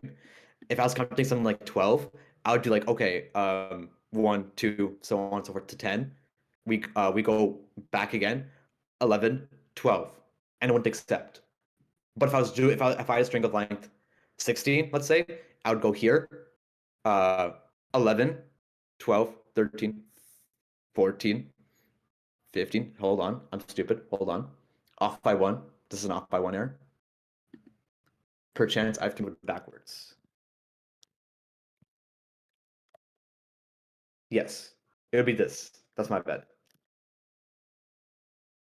Yeah, because if I had a string of length 16 then, it'd be 10, 11, 12, 13, 14, 15, 16. And this would be our accept state. And so any string that with whose length grows linearly, any of part of a unary language, aka one character, a linear growth means it's regular. Anything more than a linear growth cannot be regular because it grows too fast for this structure, for any structure to keep track of that.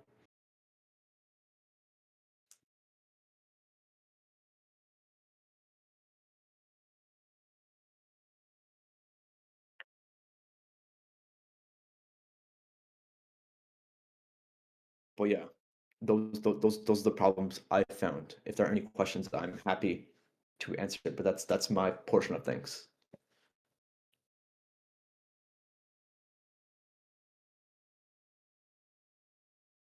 The last question, tutorial 3. I can maybe pull that up perchance. Ignore how I stole those questions. Tutorial 3.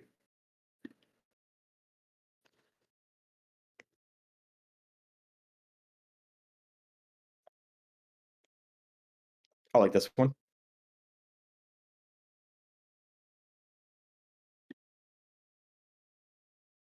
Oh wait, I'm sharing the wrong thing. My bad. Hold on. Change stream.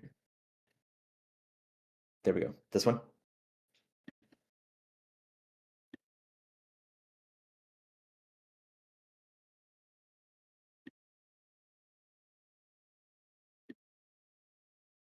Really? Is it still not visible? Let me try turning it off. Turning it back on. Number one, tech support solution. Whoa! All right, my bad. All right, okay. There we go. Yeah. Unfortunately, it's not within my capabilities to draw this because I just don't have an easy way to draw things. I don't like little tablet, but fundamentally, you'd follow like very similar way to like what Jeremy did. Is that like for each of these, it's very chunky. I agree. For every one of these sets, you basically create a corresponding state within the DFA. So like, this would be a state in the DFA. This would be a state in the DFA, so on and so forth. And then you basically just draw an arrow from the state to the state corresponding to this set via A, this set to this set corresponding to B, so on and so forth. It's frustrating, but for the most part, it's pretty straightforward. With only regex. I don't think so, and also that's not fully like possible without conversion. Is it? I don't think it's easy to do without conversion. For like some languages, sure, but for like in terms of like the general speaking of things, the complement of language is not particularly easy. Like I think like anything I've read online basically said that like there are technically ways you can do some like black magic nonsense to like convert a regex to just complement to regex without DFA conversion, but in general, DFA conversion is the easiest way and arguably the only correct way, the only formalized way to do it.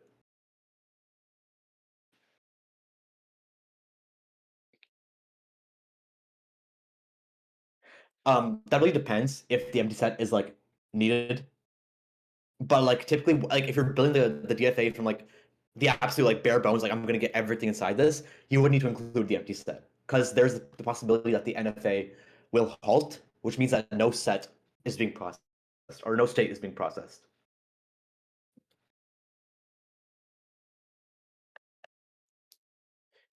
An NFA with epsilon transitions to one without. Interesting. I actually don't know that one too deeply. To one without. Like, yeah, epsilon closure, which is like the main way. And it's like there's no like I guess like intuitive way. You just have to like trust the closure of things. And just like you have to like trace. You basically have to trace.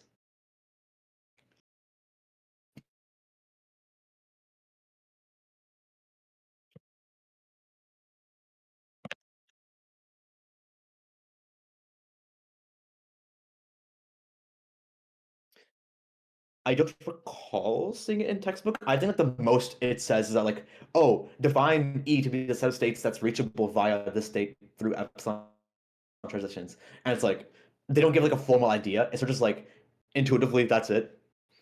Like there's probably some like funky calc check stuff you could do to like figure out, oh, this is the epsilon closure of this entauton. But like that feels like more effort than it's worth. And I feel like just having the intuitive idea of like, oh, if I just trace every single epsilon path from every single state, it would give me the desired thing. And typically when you're doing this table transition anyway, you're doing that epsilon closure by yourself. You're doing it automatically, regardless. That's pretty cool. It's not an injury. Drawing the NFA that contains 112. Slide 14. I can't, if I could count. There we go. Slide 14. This one? This example? Yes, there we go. I don't get why transitions are gone. It's stage 14. NFA from the DFA with 1, 2, 3. Interesting.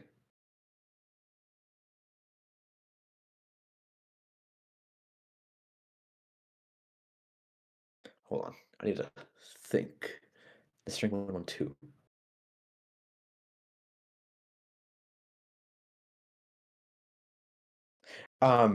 This okay, yeah. So like this one, you're not particularly following like a formal idea. This is very much just like an informal, like, oh, because NFAs work this way, we can just do this. Um, I can just basically explain how you can derive this thing in the first place. Basically, we're looking for the language X in the set of strings containing 1, 2, and 3, such that X contains the substring 1, 1, 2. So basically, we're looking for some arbitrary string. Can I type this out anywhere? Like this? Sure, why not? Forgive me for scuffed the scuffed typing, I guess. But like we're basically looking for a string that looks a little something like this. If that tracks. Basically, because NFAs are, as Dita said, simple and cute, we can just make this very straightforward on ourselves. Because we know, like, if you've read the textbook, you probably know. I'll say that. If you know the basic ideas behind like the star closure and the union closure and what's the last one? Concatenation closure. You can basically just like, combine all those ideas together to make a very simple NFA. So just in order to acknowledge this part, very simple. We just create state, loop over it itself over and over. Once we have that, we basically need to track, okay, 1, 1, 2. Once we find that 1, 1, 2, we just keep looping over like once again. And so because NFAs will just process both paths, like if we read a 1 in this particular case, it's either the case that A, we're beginning a 1, 1, 2 substring, or we're just beginning some like arbitrary nonsense, like the string doesn't matter to us. So the NFA will track both those possibilities at once. And so the moment we find a 1, 1, 2 substring, it's like, oh yeah, that's it, we did it. Hooray. Fantastic. And so that's how you derive this language into an NFA. Like there's no formal technique used here. It's more just like, screw it, we ball. This kind of just makes sense based on my understanding.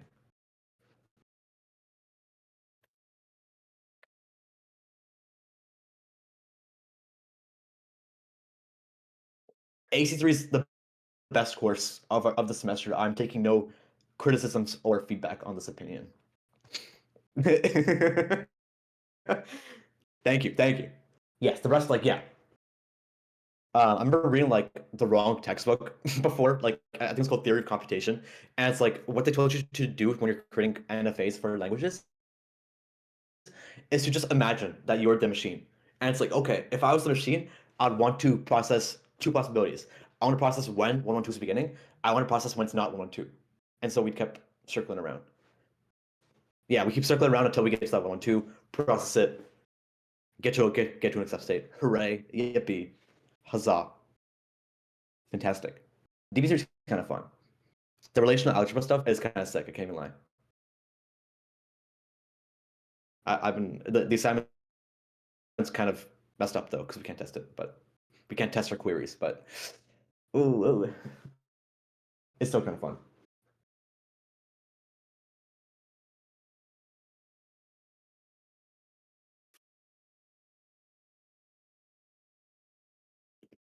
But yeah.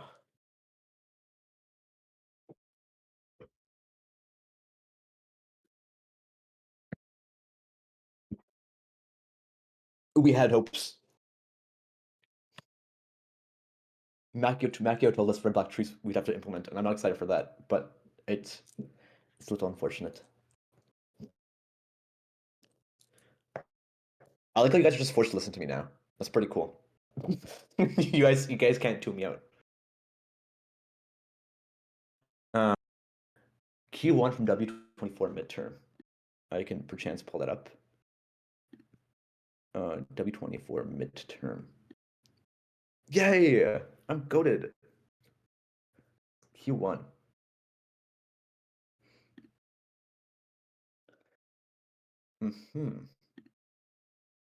I need to switch my screen again. Hold on. There we go. True, false. I guess while I'm here, might as well. What's your question?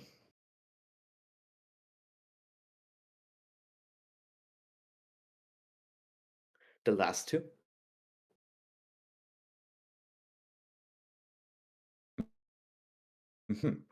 Okay, yeah. These last two are kind of silly. Interesting. But 10 states, we want to check if this equals to A. And at most 100 reserved for any such string. Whether of this or this. I'm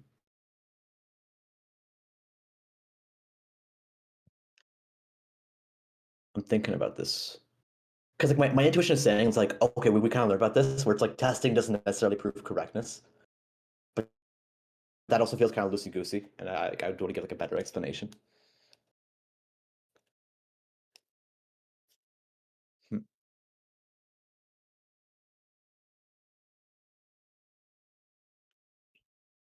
Of at most 100.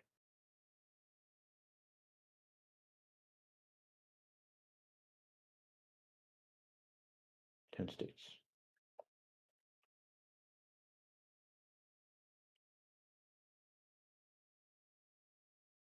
Hmm. I'm actually not too sure about this one. TBH. Also, minor syntax error. String of just A and B. Actually, no, never mind, I'm stupid. It's just the alphabet, not the language. My bad. Here, I guess But I yeah, can try to go ahead. explain it. Okay, so basically it's saying you have M1 is a DFA, right? And it's asking, or you're checking if the language of that DFA is equal to some regular language A. And obviously, because M1 is a DFA, it's as well, its language is also regular, so we don't have to worry about that. But essentially, it checks all strings in that alphabet up to a length of 100 and determines that if it's in, or like it's, yeah, if it's in A, then it's in the language of the DFA as well. And if it's not in A, then it's not in the language of the DFA. So essentially, they give the same answers for whether it's in the language or not when you check all strings up to a length of 100. It's asking if the language of the DFA is the same as it, if you can conclude that after like going up to a length of 100. One important thing to remember is that, yeah, like I said before, they're both regular, but a regular language like A, like the easiest example I could think of is think of the language of any A or B, like could go A star, B star, it doesn't really matter, A, B, like all in brackets star. Um, as long as the length of that is greater than 100, like I'd have to write it out. But right, A could be um okay, Well, wait, I kind of lost my train of thought. But basically, you can make a language A, right? And it's still regular. You can say it's only an A as long as it's longer than a length of 100, right? Because if you were to do that, all you'd need to do, you would have 100 states basically, or like 101, right? Uh, because what you'd do is have 100 states in a row and just keep counting, like you go A or B all the way down, right, in a row. And if it's um and only the final state is that end state. I'd have to like give an I no, example actually, of why, I if see what that you're talking makes about. Yeah, sense. yeah, yeah. That makes sense. So, and because like you could have a billion, doesn't really matter, but because it's finite, like you were talking about earlier, you can create a language that just goes around this anyways. Like, so they'd be the same up till 100, but let's say you did like a length of 101, then it wouldn't be an A, but it would be in Yes. M1, or the opposite way around. So, Yes. Yeah, yeah, you're correct. I forgot that like um, when defining the regular language, you can just define it to be longer than that. Like you didn't have to stick within. Like, yeah, that makes perfect sense. yeah, no, as long as it's finite, yeah. Uh,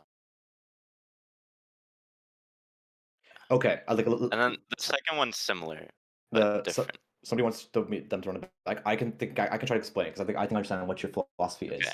yeah, Um, yep, basically, the idea here is that like what I was getting caught up to in was like, oh, I thought the regular language A.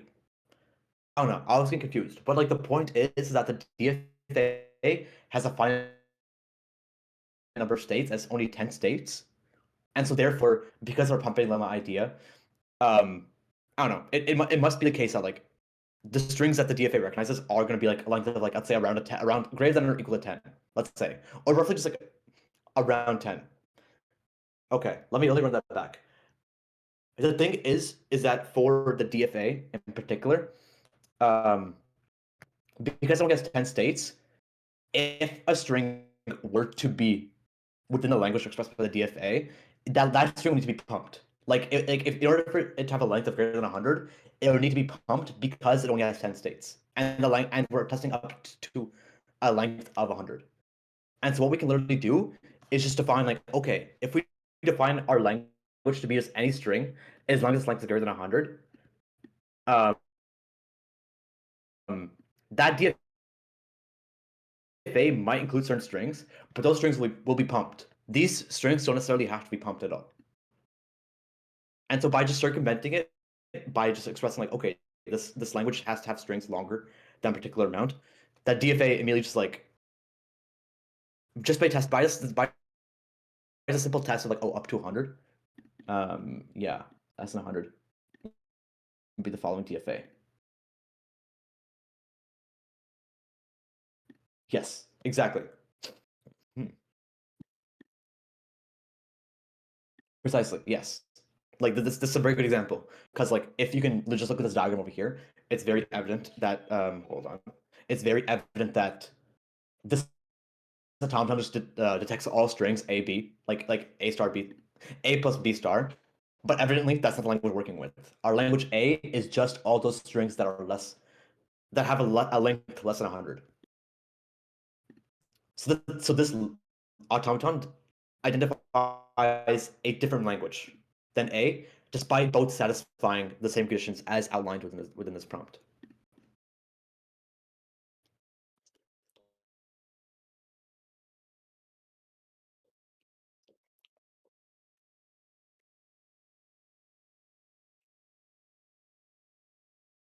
Does that make sense?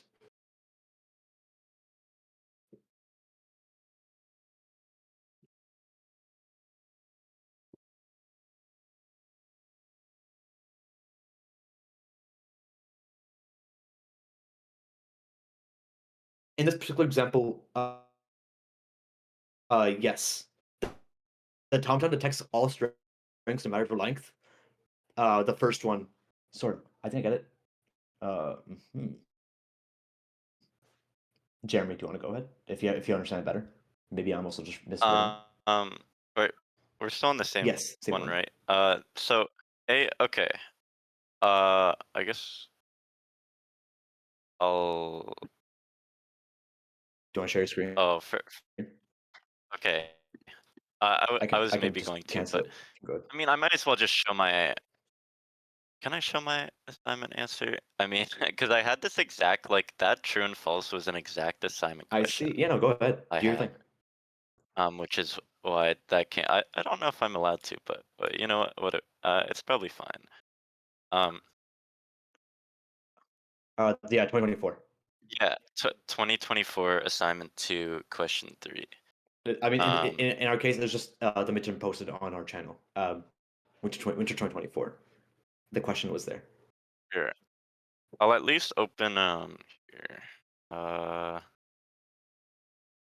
okay, wait, I have an idea.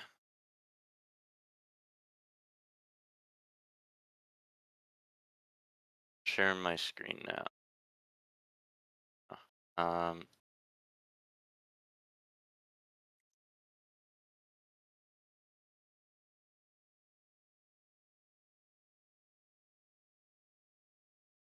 all right.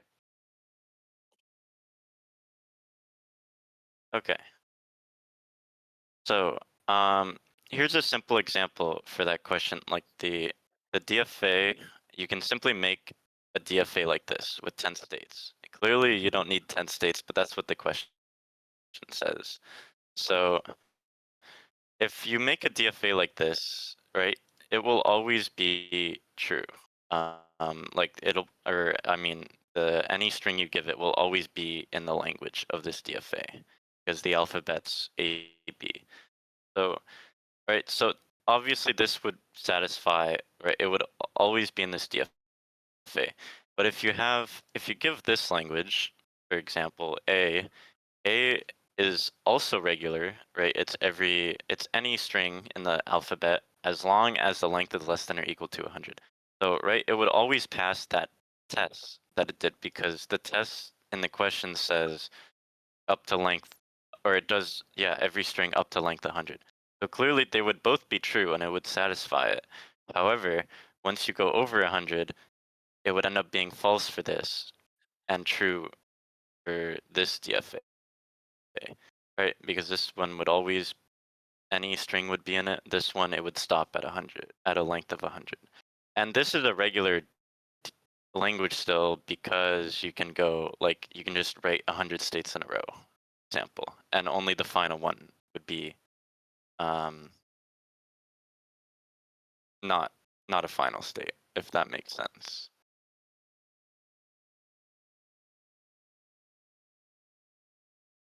So yeah, it's basically just you just have to think of like counterexamples for these questions. Definitely the easiest thing to think of first. If you can't think of a counterexample, then it might be true. But yeah. I would also like No to problem. issue a correction for something I said during my pumping lemma explanation. Just a simple counterexample. If this is kind of like a fundamental misunderstanding, this is my bad. A simple counterexample for the pumping lemma problems doesn't necessarily prove that the language is irregular, because technically all that needs to happen is that there needs to exist a permutation of substrings that allows it to be pumped. And so if I just find one combination that it cannot be pumped, that doesn't necessarily mean anything. Like that doesn't necessarily show irregularity or regularity. So I believe somebody earlier talked about like, oh, you have to show like for every single combination of UVW. You'd be correct on that one. Like you'd have to show like I believe like if you remember like my example where I was saying like, oh, length of U plus length of V plus length of W is equal to P, you have to use an explanation along those lines to prove irregularity, because you have to show for that the string cannot be pumped no matter what.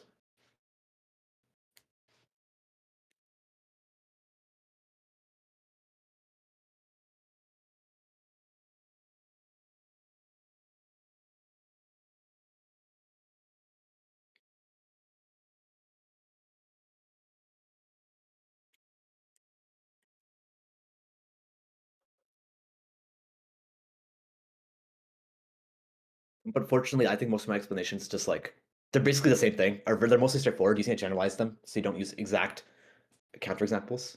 But yeah, Jeremy, somebody's asking you to explain the last one. Oh, okay. Yeah, yeah. We can do that quickly, but yeah, that'll be the last thing. It is already, yeah, just past date. So here, where is it?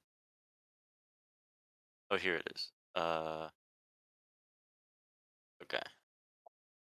Let me just pull it up on my.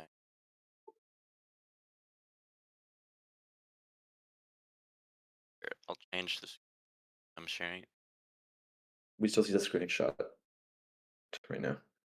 Yeah, yeah. I'm Yeah, finding it. there we go. Okay, So back up here. here's a question. A Okay. substring V This must one's very.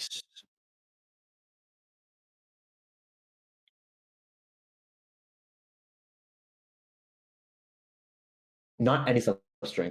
There Yeah. should, sorry, just real quick. There's somebody asking a question about the pumping lemma thing. Um, Yeah. No problem. not necessarily any substring. There just needs to exist one possible substring, V, that can be pumped.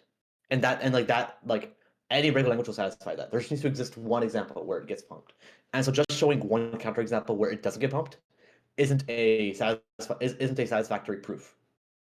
You have to show for every combination of UVW that cannot be pumped at all. It still results in a string that's not in language.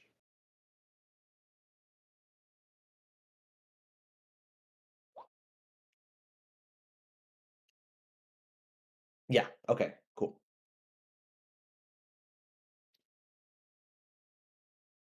Okay. So yeah, this last one. So it basically, yeah, you have two DFAs, both with 10 states. That's fine. You want to know if their languages are the same, but to do so, you try all strings with a length of at most 100, and observed that for any string x, we either have that it's that it's an element of both languages, or it's an element of neither. And it's asking if we can, through this information, can we conclude that the languages of the two DFAs are the same? So the only thing we're given about the DFAs are that they have 10 states. That part is important because if you were to do the product between these two, you must have learned this somewhere. I somewhat remember that if you have two DFAs,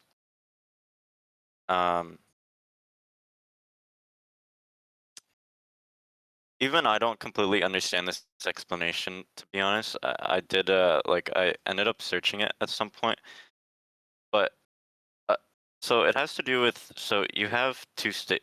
Let's call it the size of, or let's just say n is 10, m is 10. These are the sizes of the DFAs, or the number of states of the DFAs. If you take the product between these and times it, you get 100. So there's 100 different possibilities. You know when you do the was it the product construction game, I believe? If you have a maximum of 100 states between them, wait, sorry, were you gonna say something? No, I, because you're asking a question. I thought you wanted to answer, but Oh, no, you're good. Keep going. pass me Either up. way. For 100 letters, you need 101 states. No. Do you? Wait, let me think of that.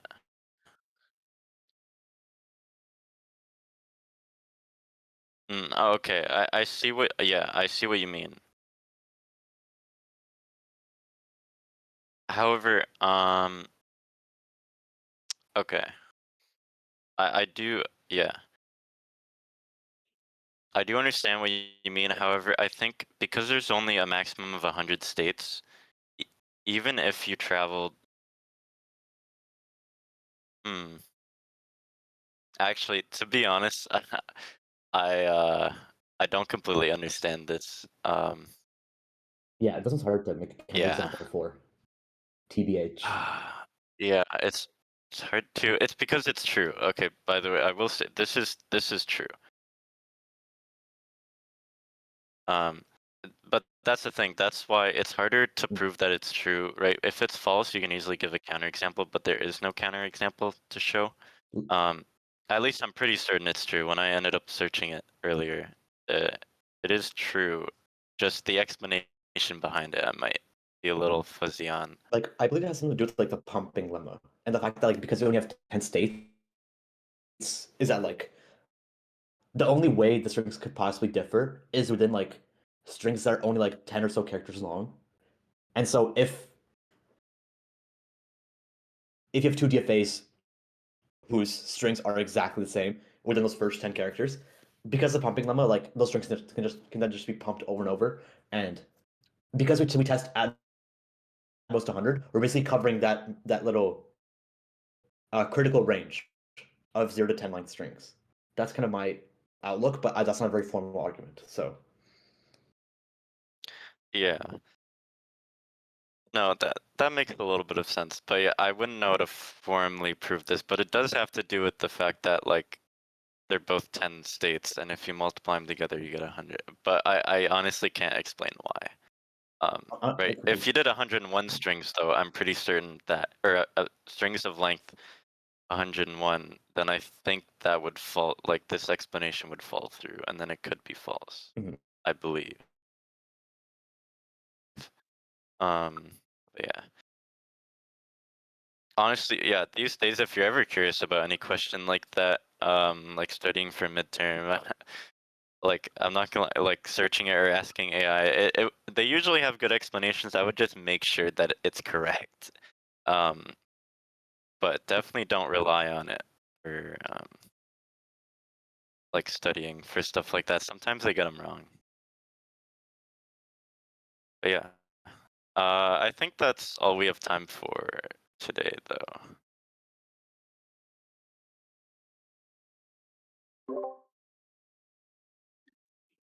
GPT what we answer and call open an another agentic tab and process. ask if it's Yeah. right. Yeah. Okay, I would just like to Yeah, give some no, that advice.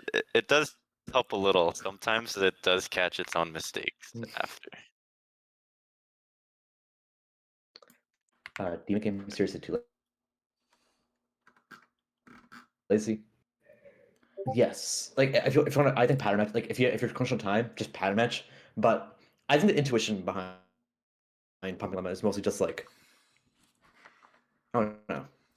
I think it's just smart slicing. I think with enough practice, if you take enough time with practice problems, I can send the question document I used earlier in the chat, and you can maybe like go crazy on that. There we go. It also has Okay. answers too if you want to check those, but like, Can you hear yeah. me? Yes. Okay. Yeah. I just want to give some advice. I wrote some notes down for some midterm tips. But yeah, thanks to Tasmia, Jeremy, and Ame for all their explanations and spearheading the session. I just want to more so give Yep. some tips for the midterm. So this course has been pretty stable for like how it's ran for like the last few years. So I would say expect your midterm to be very similar to winter 24 because it's just based on the pattern of how the midterms have been. Like our midterm last year was very similar to 24, so it should just follow that 26 should also be the same. So for like the questions where it's like give an example of a language that would cause this to be regular, or like say you have like a union or something like that,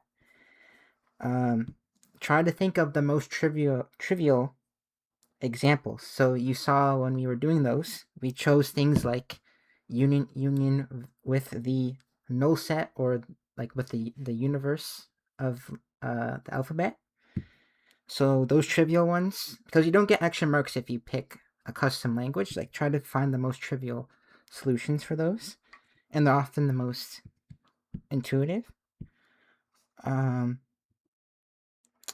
Another thing is the pumping lemma has not been on any 2AC3 midterm for like the last few years. It's better if you know it, but there's a good chance it probably won't be. But I would probably suggest you should know it just in case there's a true and false about it as well. Yes, it's taught before the midterm, but I think just the nature of it requires more time than the midterm allows because it's a pretty quick test, I believe. That's more of like an assignment thing, the pumping lemma, because you have to. I think it's not as easy. But it could appear it could be an easier one or one that you've already done, so that way it's easier for you guys. But oh yeah, two. Okay. And yeah, the formatting of the test, it can be very forgiving in that it's like true and false. So like a good chunk of the test is true and false. So just by like odd based like chances, you'll definitely get some right, even if you guess. But it can also be unforgiving because it's like 50-50 for each one. But it's I do like that it's true and false. It's better than having like 5 options to choose from.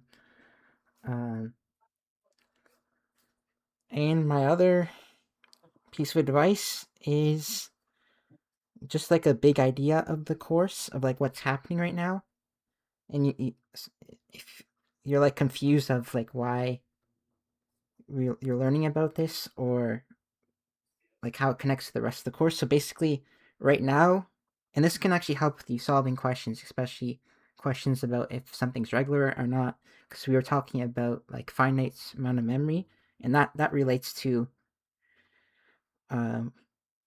regularity or not. So basically, the big idea is that like regular languages describe the set of all languages that can be like computed with a finite amount of memory. So when you're at a certain state, like in a DFA, that DFA, it doesn't know about the past. Like it doesn't have like a global stack that's keeping track of like a variable. So that's why you can't do something like an concatenated with bn. Like that's why that one's not regular, because you can't keep, there's not a stack keeping track of n. So like you need memory for things like that. So essentially in this course, you start off with like the most simple machines. So that's DFA, and then throughout the course, you're gonna essentially upgrade your computer. So the next set of things you're gonna learn is push down automata. So now you're actually gonna have a stack, and then you're gonna be able to compute things like A and Bn. And then after that, you're gonna do Turing machines, which you're gonna have like an abstract amount of memory, and that it's more like Turing complete programs and things like that. So right now you're like at the smallest computers. So a good thing, something that helps me solve questions about non-regularity would be like, would I be able to, like, how complex of a program would I need, or like how much memory would I need to do this problem? Like, it might help later in the course, but basically if you, actually it's more for later in the course, but just think about how much memory you would need for something, and that's a good indication for like, would you need global memory to express this set of of languages, and that will help. So that's just the big idea. So right now your machines have a very small amount of memory. You can only keep track of where you are. You don't know about what happened before. So if you can answer questions regarding can this be solved without knowing what happened before, those will be regular if you can answer that question. But if you need to know what happened before, like if you need to keep track of variables or things like that, it won't be regular. So yeah, those are my tips and the big idea. But yeah.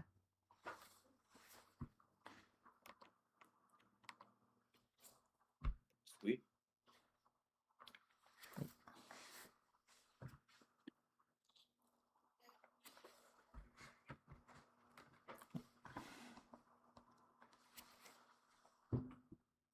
Is there any other questions, or oh, there's some chat here. Let's see.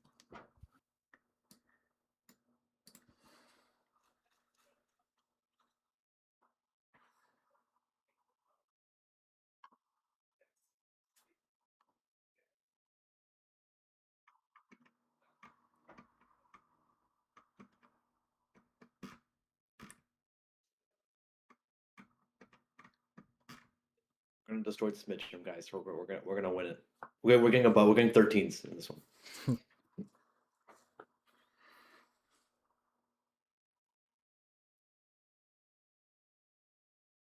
Any queue works, because the whole fundamental thing is that, like, to recap the sort of like semantic details of alpha notation, basically all we're trying to do is like, okay, we're trying to pick any state that we can rip out, and we just find like, okay, set of all strings that take us from a start to finish state without that ripped out state, and then we check all of the strings that take us from start to that ripped out state, the ripped out state to itself, and then the ripped out state to the finished state. And that basically accounts for every single possible set of strings that takes you from start to finish, including that ripped out state and excluding that ripped out state. That's usually like the heuristic you can follow, where it's most transitions, but like within the formal definition of things, it's absolutely not important. Like, you don't, it's not a necessary thing to do.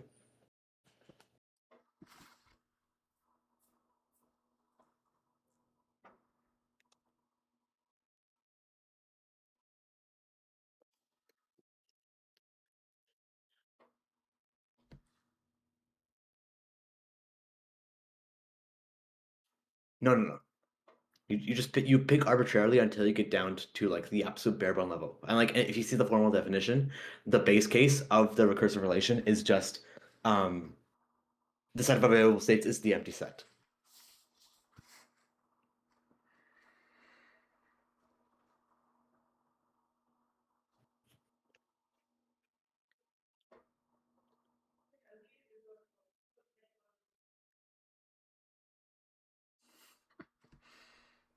Don't call us that ever again. Don't no. I'm not that. I'm not I'm not that bad.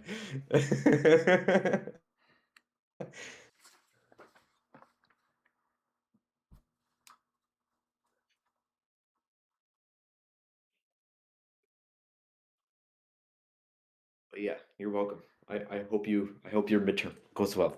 I hope all of our midterms go well. Yeah, good luck on your test, guys. It should be pretty good. I know last year the midterm average was pretty good, so yeah, this course it's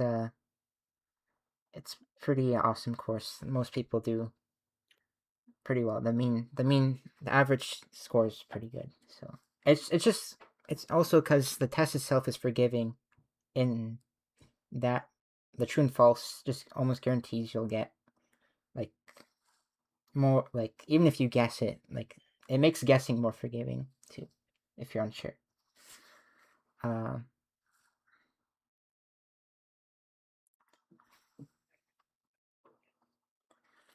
Yeah, glad you guys enjoyed. Current year. Yeah.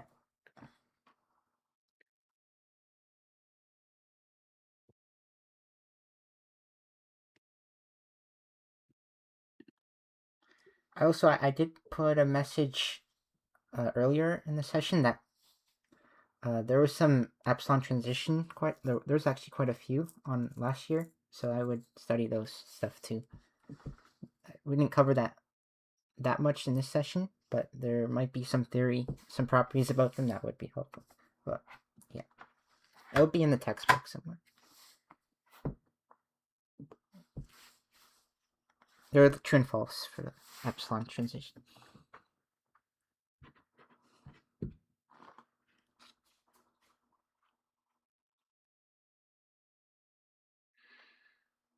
Also, consider like the theory for like cardinality. Like, so when you do a subset construction, what's the cardinality of the resulting machine of like the states? There'll be some, like on this practice midterm too, it gives specific numbers, so it's like 10 states, but then if you do this process, how many states will the resulting machine have? So there's bounds for those as well. It's all in the textbook. Like for product construction, the cardinality will be like the product of the two machines before. And for subset construction, the DFA will have two, or have at most 2 to the power of the number of states in the NFA, because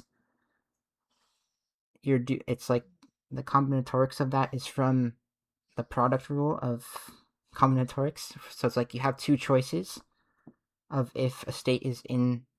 So basically, you're doing all possible combinations, like to convert the NFA to the DFA. So that's why it's 2 to the power of the number of states, or that's the bound on it.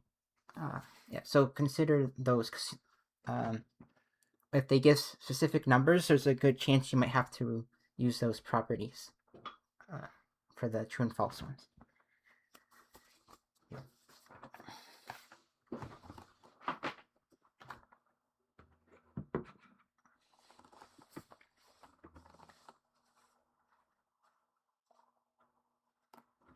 And then one final thing that helped me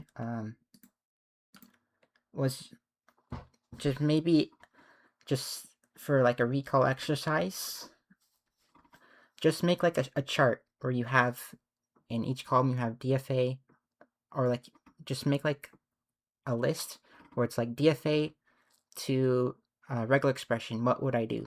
and then do like make a list of all like the combinations. So like, what would I do to convert an NFA to a regex, or a regular expression to NFA, and then that helps me. That's one thing I did. Yeah.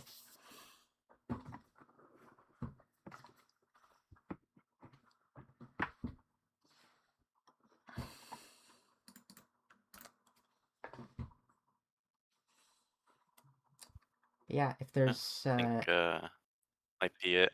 yeah. Yeah. 'Cause Yeah, I take gotta care, go guys. eat dinner, Yeah, take care. to be Good honest. luck. But yeah. Thank you so much. Yeah. Yeah. Good luck. Bye. Yeah, good luck.